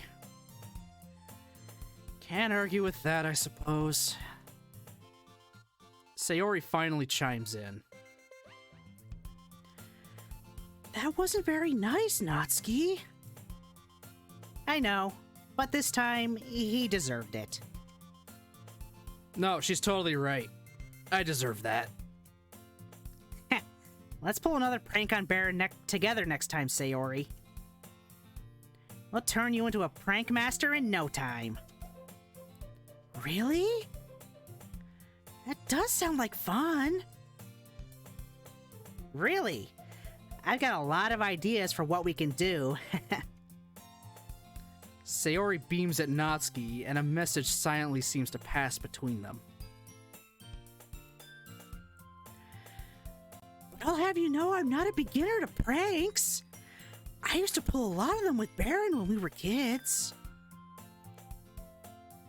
In that case, you and Baron should try pulling one on me if you can. Jesus Christ. What's this? Oh, updates.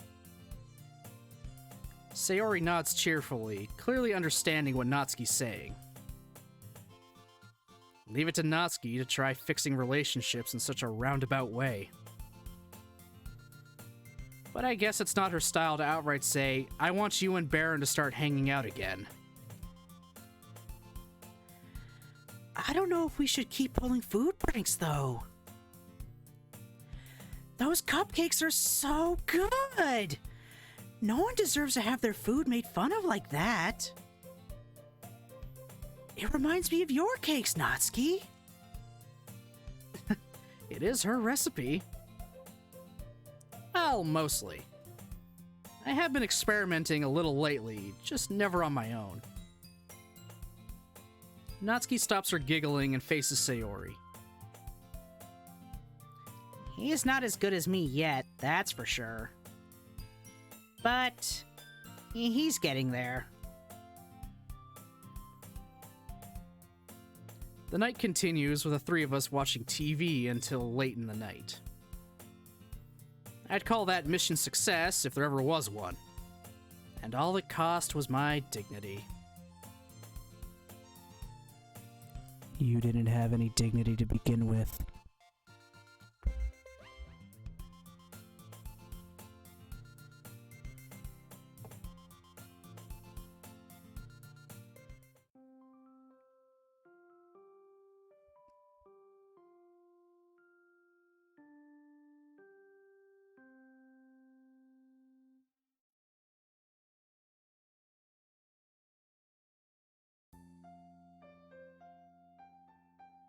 I'm debating. I'm just gonna check something really fast. Uno momento, por favor. Not really anybody on right now, so...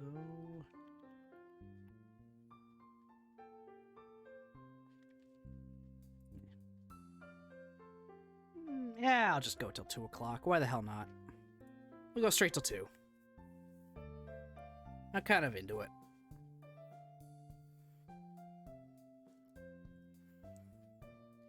Good morning, sweetheart. Mom, it's 9 p.m. here.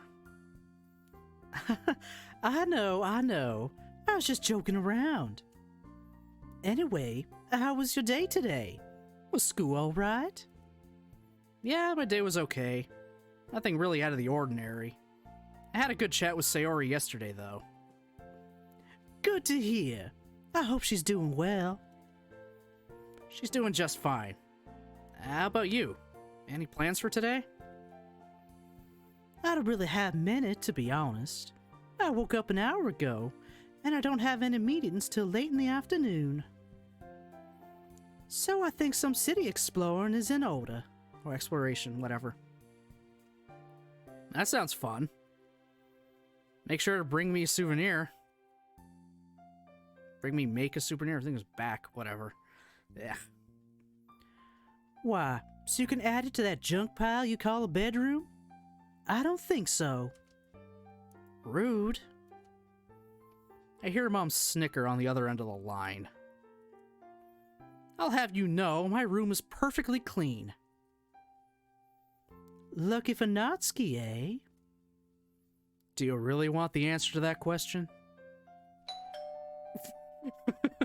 Yeah, that's a good way to call your mom. Do you really want me to answer that question? Suddenly, I hear the doorbell ring. What was that? The doorbell. What's someone doing here this late? My voice trails off as I realize I've been in this situation before. Someone at my door late at night. I'm gonna go, Mom. I'll talk to you later. Hey, don't answer that doorbell, mister. It could be dangerous. I know. All right. Call me soon, okay? Yeah, will do. See you later. Be safe, sweetheart. Bye.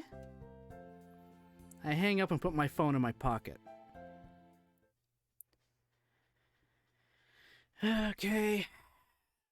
I think I know what's happening, so content warnings, everyone.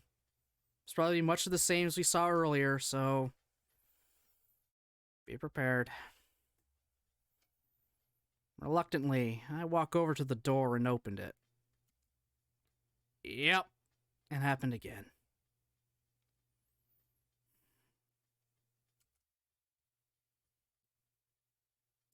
Natsuki. Shut up. I was just... Shut up. Natsuki shoves me aside and storms into my house. I cautiously trail behind her.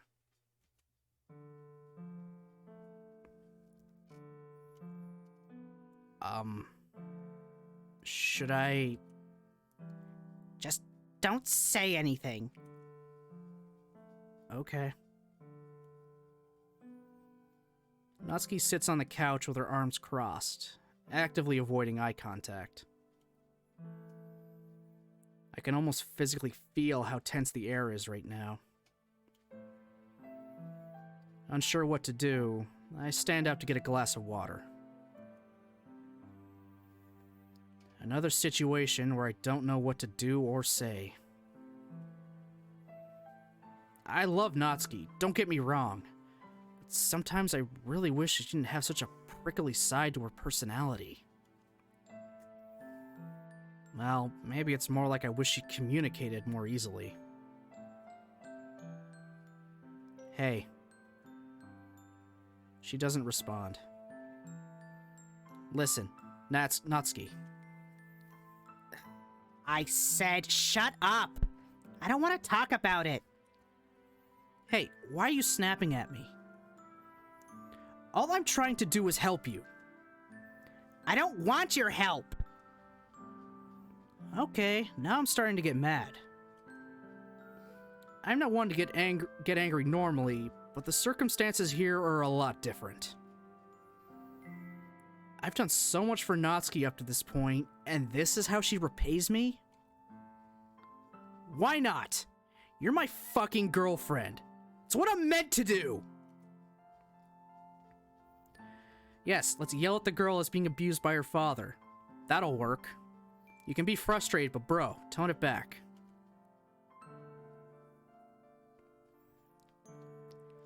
I just don't.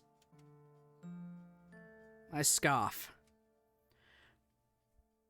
Another angry male is exactly what she needs. Yeah, totally. That's exactly. Yeah, totally. She needs that. One more angry male in her life. Alright, fine then. I'm calling the police. Natsuki jumps up from the couch. She clenches her fists as her eyes burn a hole in the wall behind me. Don't even fucking think about it! I'm not sitting by and letting your dad beat you again, Natsuki! You don't want to tell me what happened? So yeah, I'm calling the police! If you call the police, then we're done! You hear me? At this point, I don't care. I take my phone back out of my pocket and begin to dial 911. I believe in Japan it is 555. I think. I could be wrong. I'm pretty sure it is, just because the one Sentai, which was Super Sentai, you know, Power Rangers, which we adapted into Lightspeed Rescue, was called Go-Go 5, which, I mean, is 555, and they're all literally emergency workers. Two of them were directly firefighters. One was a cop, one was a helicopter pilot for rescue missions and stuff, and the other was a medic. 110, if you recall correctly? Okay. 110 for police, 119 for ambulance. Okay.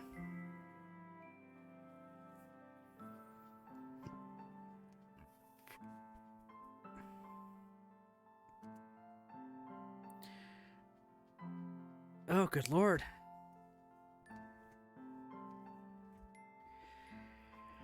All right. Goodbye, my throat. Why do you always meddle in my life? 'Cause I love you, goddammit! What kind of boyfriend would I be if I let you get hurt? Natsuki stops dead in her tracks.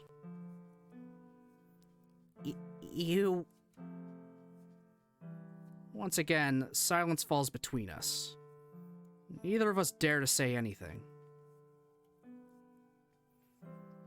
I notice Natsuki's eyes wander as if she's scanning the room. I'm tempted to continue dialing, but for some reason, I can't bring myself to.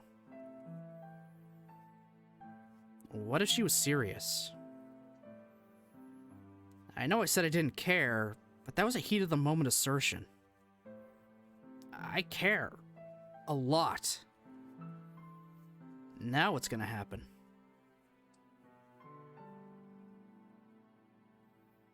Finally, I notice that Natsuki's expression is softened. Her face is slightly red, and her unbruised eye is twitching. Suddenly, she speaks. Please. Don't. Natsuki's voice begins to tremble, causing all of my anger to disappear seemingly in an instant. She begins to shake as fresh tears rush down her cheeks.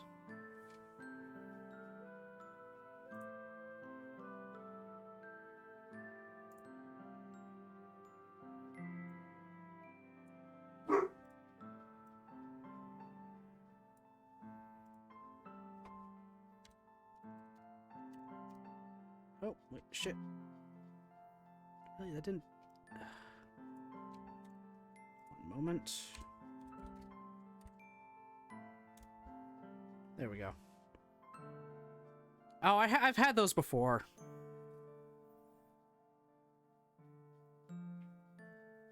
Surprised Nightbot and Automa didn't get that. Here, oh well.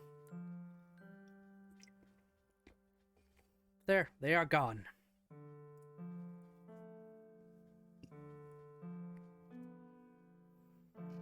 Without hesitation, I rush over and reach out to wrap my arms around her. But I abruptly stop when she flinches at my sudden movement. Don't touch me! I back up, holding my hands in the air. Okay, I won't. I won't do anything you don't want me to.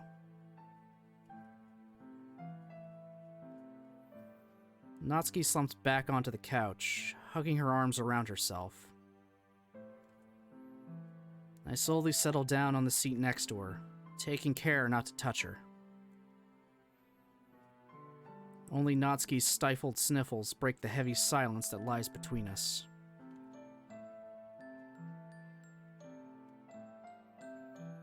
We sit like this for what seems like an hour, even though realistically it's probably only been a couple of minutes.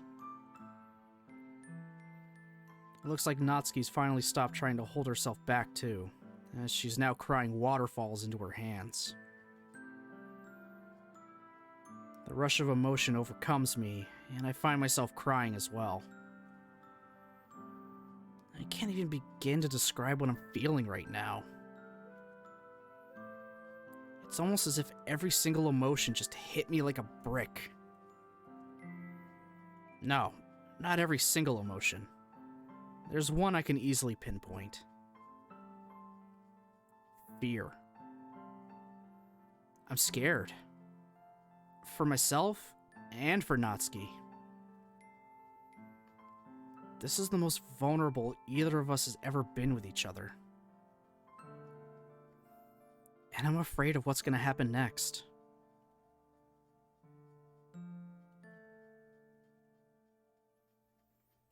Our sobbing eventually abates, and we wipe our tears away.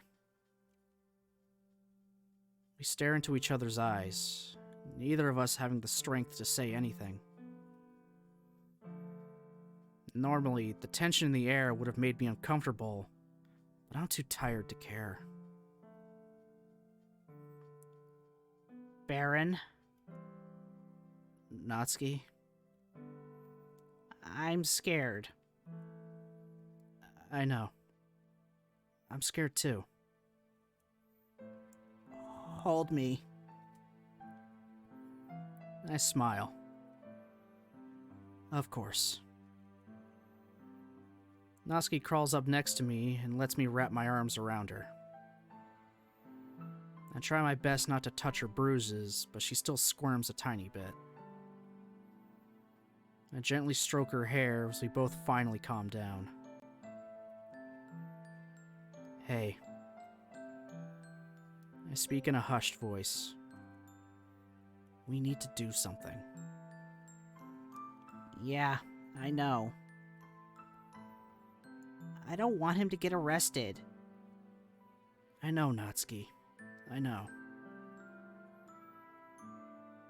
I hold her a little bit tighter. But hear me out, okay? I know you love him, and I understand his situation. But you can't keep justifying things like this. You need to turn him in. I'm sorry, but he's dangerous. I know. This really isn't okay. It's just really hard for me to accept it because he's my dad. I know you're right. Wait, what? She's not arguing with me? You were always right. You were right when I first told you, and you're right now. After going through all this, I I can't forgive him, no matter how hard I try. So, yeah. We should go to the police. I feel as if a huge weight has been lifted off my shoulders. Don't worry. We will soon. I'm not letting him hurt you again. Natsuki turns away and sighs. You say the stupidest stuff, Baron. I hate how I love it so much. I laugh. Well, it's what I'm known for. I love you, Natsuki. I love you too, dummy. We hold each other closer. My heart is racing, but from what? I'm not sure of. Fear, anticipation, pure adrenaline. Wish someone loved me for the stupid shit I say? Yeah, sames.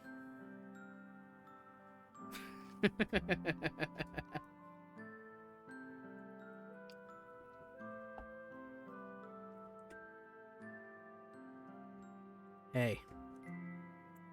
What? Do you want to call now? The police? No, not really. I want to get my stuff from my house first. What about your dad? He's probably off drinking somewhere. If I go in the morning, he won't be there. I swear.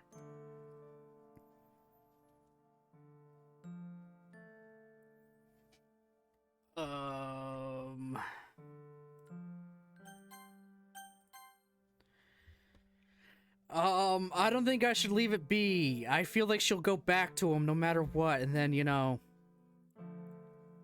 just go back and it's like, yeah, never mind. I can't do it. Can't turn him in.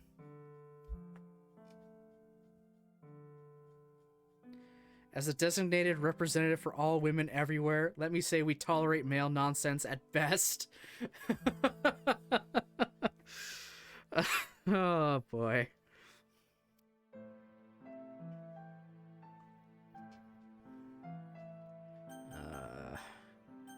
Now, I'm gonna persist, because if we just kind of let this go, I think she's just gonna end up going back to her dad's, no matter what. I don't know, Natsuki. I don't want to risk it. I told you I'll be fine. I know. I'm just being cautious. It's not like the police aren't gonna let you get your stuff, though. There's nothing we lose if we do it now. Baron. Sorry, I just don't want to take any unnecessary risks. I care about you too much to do that. There's a long silence as Natsuki ponders my suggestion. Eventually, she sighs deeply and starts talking. I guess you're right. I don't want to take any risks either. Are you sure they'll let me get my stuff? I'm certain. Alright, I trust you then. Don't call them right now, though. I want to stay like this for a little bit. Of course. I'll do it sometime tonight. Okay. Oh my god!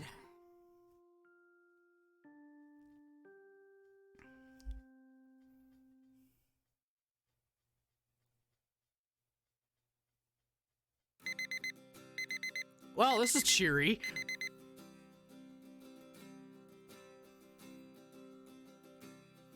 Yeah. Without opening my eyes, I hit the snooze button on my alarm clock. Unfortunately, the damage has already been done. With an irritated groan, I blearily sit up and check the time. Just about 9, huh? I'm up pretty early. Whatever, dude. I'm up at 8 all the time.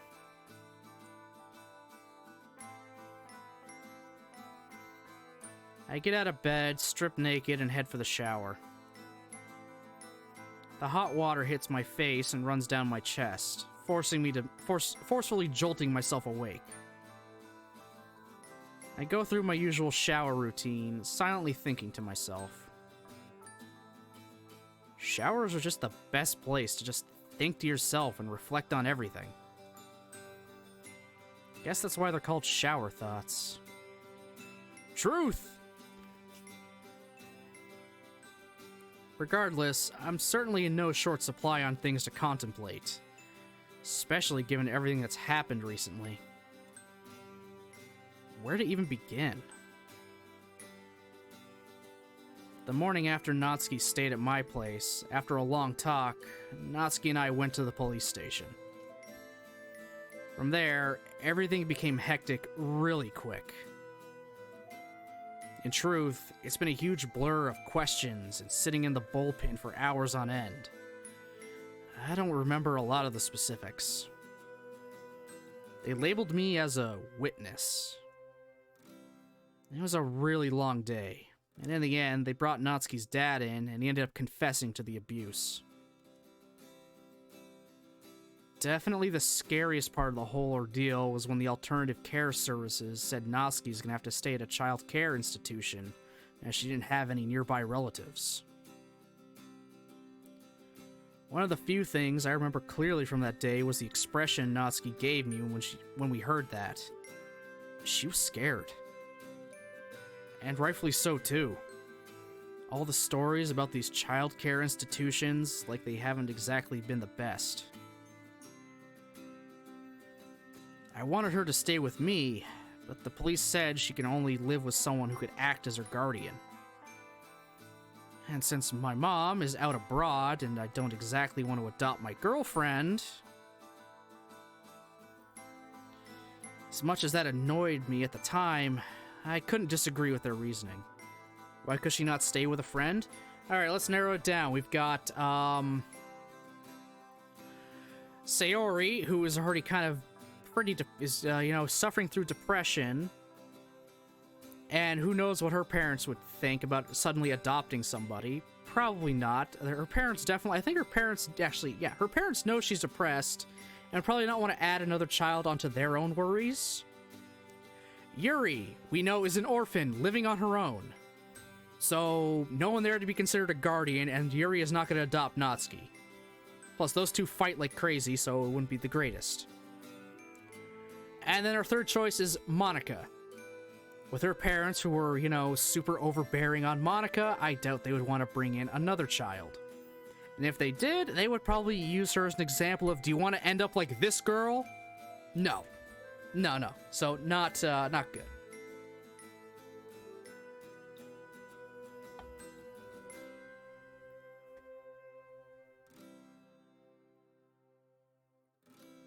If Yuri's living on her own, couldn't Natsuki? Or is Yuri homeless? Yuri has a home. She still has her home and is technically a ward of the state, I believe? They're at the very least paying for the house, or at least the bills for now, until she becomes of age. So, I don't think they'd want to put two of them together. Plus in this route, we don't know that about Yuri at all. We're still under the impression Yuri is living at home with her parents, and not living alone because her parents died.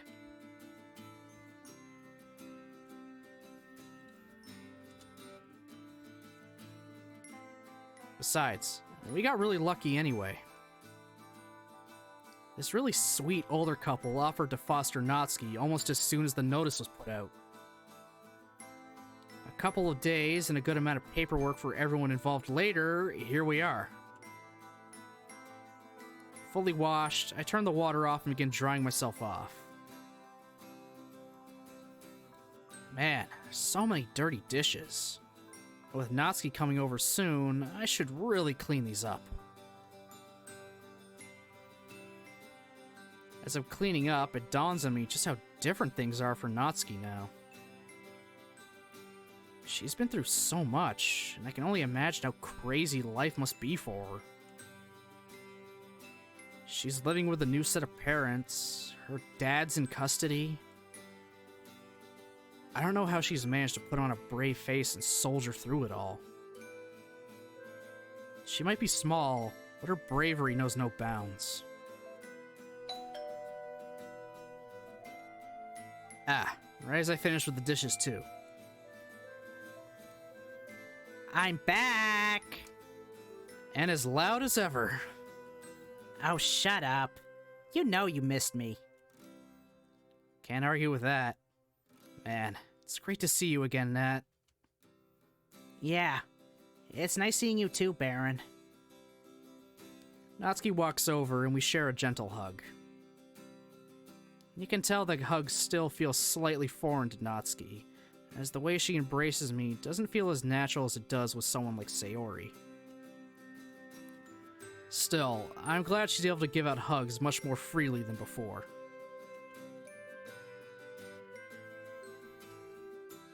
Ah, it's been a while since I've baked anything in here. Yeah, I've missed it to be honest. Same. I guess that means we have to bake extra cupcakes to make up for all the time we lost. Sounds like a plan to me. Just don't expect me to eat a lot of them. I've been trying to watch myself as of late. Really? Yeah. I was stress eating a lot through the whole transfer ordeal. I'm just trying to be better. That's good. I want you to be healthy. Maybe I should go on a diet too. Is that a joke? Duh. Besides, it's too much work. Okay. That's her foster family's names. Mayu and Takahiro. And anyway, Mayu and Takahiro said I needed to start eating more protein. I nod my head in agreement. Probably best to listen to him. Yeah. Oh, I've been meaning to ask, by the way. Yeah? How's it been going? With your foster parents, I mean. They've been good, actually. They're both really nice to me. It's been a bit hard adjusting, but they helped a lot. That's a relief. I'm guessing that they've been making you eat? Yeah. Takahiro is the chef of the house, but he's really not that good. But I can't bring myself to tell him his cooking stinks. Don't tell him I told you that, though. Don't worry. I'm not a snitch. Good. I was thinking about helping Takahiro cook dinner, too. Yeah, that's a great idea. Not only would you get to show off your cooking, but you'd also get to bond over it. Yeah. Well, I'm glad to hear everything's going all right. How have you been feeling about all this, though? I'm fine. I did just say I've been eating more. Something tells me that Natsuki's not simply just okay. Natsuki, you know what I mean. It's okay to still feel negative emotions, you know. Even if your circumstances have changed.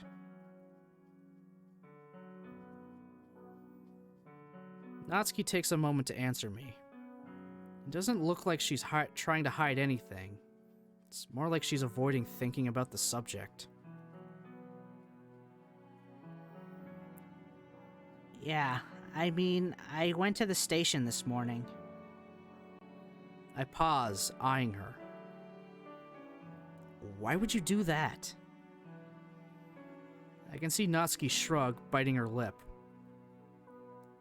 I wanted to see my dad. I reflexively stopped the urge to panic. She's obviously got a good reason, and jumping to conclusions wouldn't do any good for anyone. Why? Can I be honest with you, Baron? Oh, I don't like where this is going. I really, really don't like where this is going. I miss him. Wait, what? I know he was awful and he hurt me, but he wasn't always like that. He's still my dad. You're gonna think I'm crazy, but I can't help it. I'm the reason this happened after all. Not directly, but if I hadn't said anything, he wouldn't be in jail. I don't think that I would want to go back to that, obviously. I just wish I could have done something different.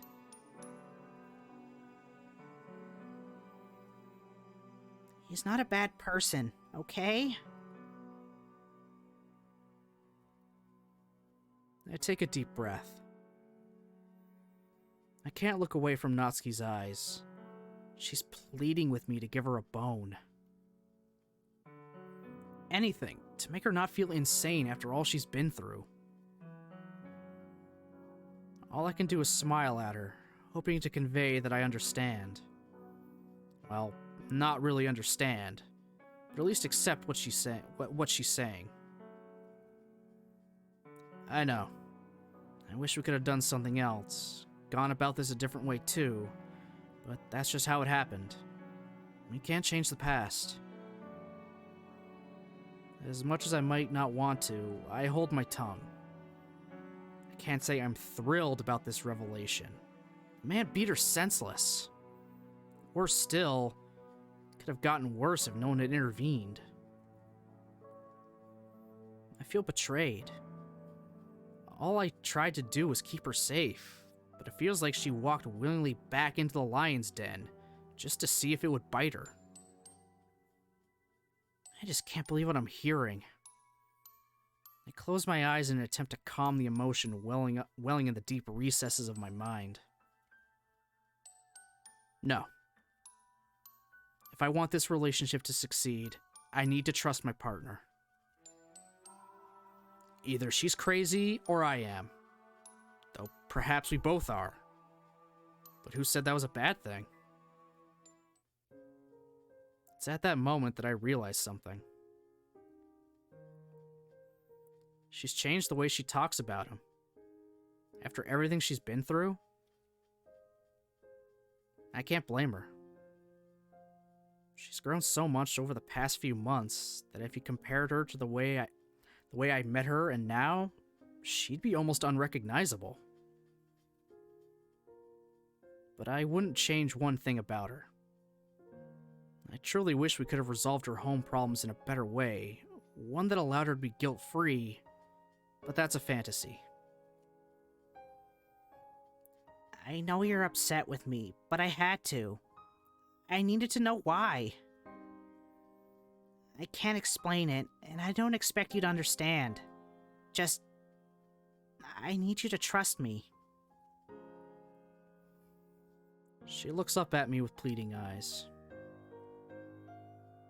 It's times like this, when we're so close, that I can really feel the difference in height and stature. She's tiny, like a kitten. Of course I trust you. You don't need to explain yourself to me. I hold her tight, lightly stroking the back of her head, just like you would a cat. Thank you, Baron. For everything. I really do love you. I know. I'll always be here for you, no matter what. I love you too. It takes a long time for us to finally part. It'd only been a few weeks, but it felt like forever. Hey. Yeah? Please don't let go of me, alright?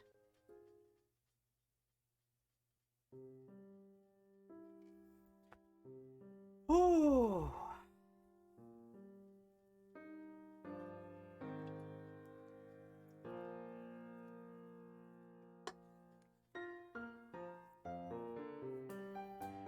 All right, we did it! Natsuki route complete! I still have to laugh. One of the writers is Ultra Instinct Shaggy.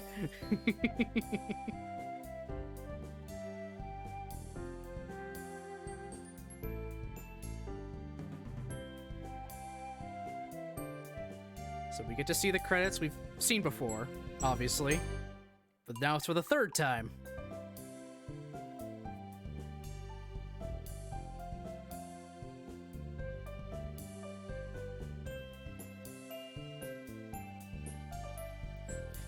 Monica holding everybody up.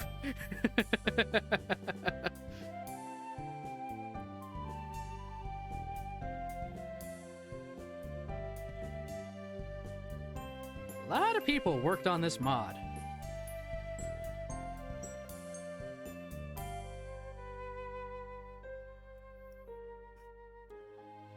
I still love how Mom hangs off of Sakurai like that.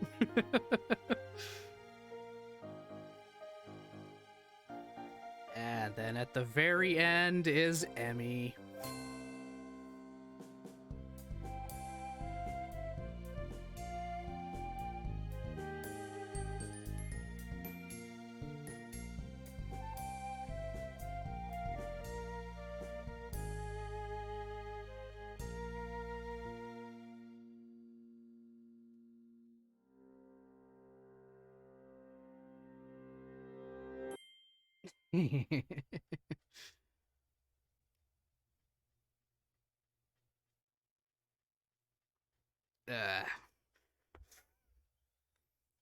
It was a reference to the girl from Katawa Shoujo. Oh, what the hell?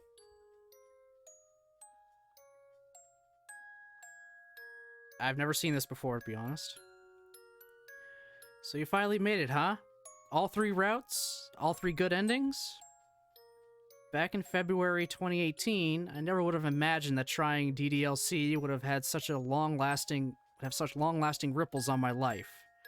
It's extremely cliched, but DDLC is perhaps the most influential game I've ever played. Not only did it finally give me the chance to try my hand at writing, a hobby I've always wanted to try, but it also gave me the opportunity to meet some wonderful people who I otherwise never would have had the chance to meet. More importantly, DDLC opened my eyes to the world of Japanese media, with 2 standouts being Danganronpa and Katawa Shoujo. Dan taught me the important lesson of never judging a book by its cover. Working on this project for over 2 years was extremely difficult. The stress of keeping the entire project together was really pervasive, and I'd lie awake for many nights wondering if it would be worth it. In the end, I'm glad I pulled through, partially because I wanted to prove to myself that I could stick to a new hobby, but also because I wanted to share my story in the hope that it would have a positive impact on someone's life. I really hope you enjoyed delving back into the world of DDLC, and if this mod made you smile, if just for one person, then I think it's been worth it. As a final goodbye, I'd just like to give anyone wanting to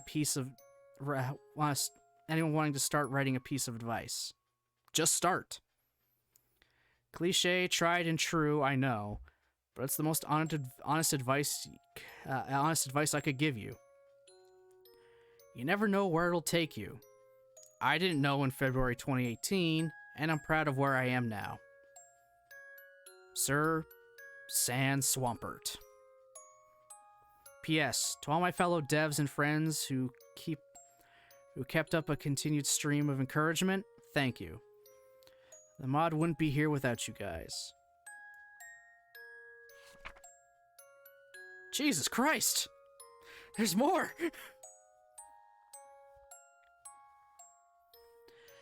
Hello, and congrats on reaching all 3 good endings. Anime, manga, and visual novels have been passions of mine for my entire life.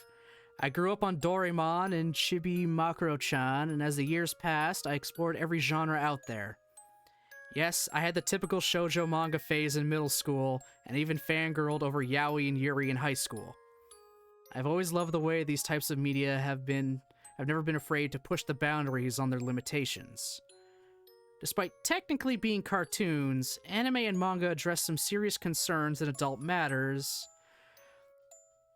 They were able to what? Certain adult matters. Okay, I think I'm just losing it here because I'm reading a lot today. They're able to utilize the art of their mediums to convey certain messages that cannot be conveyed through live action. As for visual novels, it amazes me that they can allow us to form such deep attachments to fictional characters. A well-written visual novel is wonderful in that it encourages you to actively empathize with the characters, to walk in their shoes so you can make the appropriate choice when the time comes. Like you, as a player, I would have tried for all the good endings. That blue sky is included. And as someone who enjoys 100%ing visual novels, I would have felt awful, as I always do, when purposefully choosing the incorrect choices for the bad endings. My wish is that, through Blue Skies, I have helped you feel the same way too. Even after my many sleepless nights spent hunched over my drawing tablet and squinting at countless pages of writing and code, I wouldn't change a thing about my experience with Blue Skies. It has introduced me to a singularly extraordinary, but sometimes fanatical community, and to many incredible modders. Thank you for allowing me the opportunity to make this mod. Without you, the player, I wouldn't have had a reason to undergo such a project. And for that, you have my sincere gratitude. Thank you for playing Doki Doki Blue Skies, and I hope you had fun doing so. See you, Space Cowboy. Kyorui?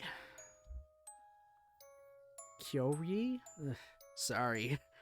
I'm not 100% sure how to pronounce your name, but you're also one of the devs. Thank you very much for that. You and Sir Swampert. End.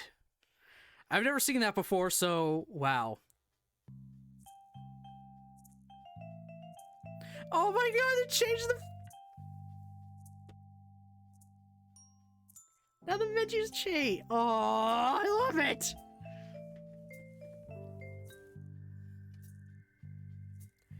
Yeah, the menu's changed. Now instead of just the three girls, it's all four of them together, happy, like in the end credits. All because I got the good endings. Ah! I love it.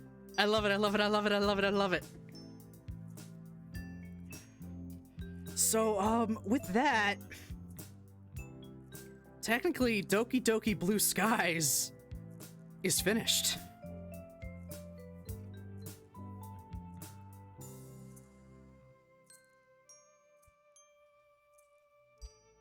That concludes the game, really.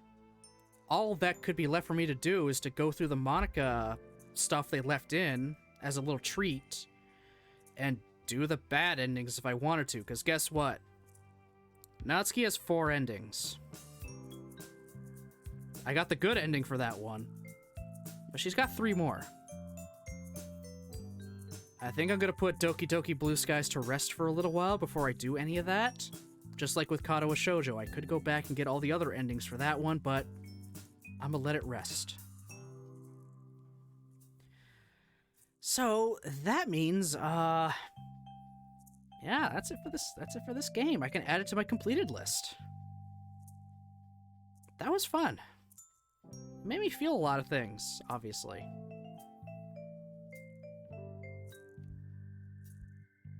So that's 2 visual novels I have finished on stream. I'm quite happy with that. And I do have another visual novel lined up to replace it. Whether I want to start it next week or not, I'm not 100% sure. I might try to stick with what I already have. I'm gonna check good old Twitchity Twitch.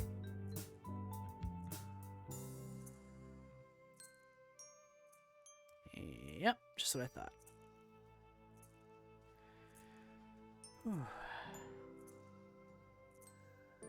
Okay. So, I should be back on stream, at about 5 o'clock today, because I said I'd be doing a double stream today to make up for having to cancel Saturday. If that changes, I will let you all know on Twitter. Because if someone decides to show up a little early, then, well, yeah, you know how it is. That's okay, though.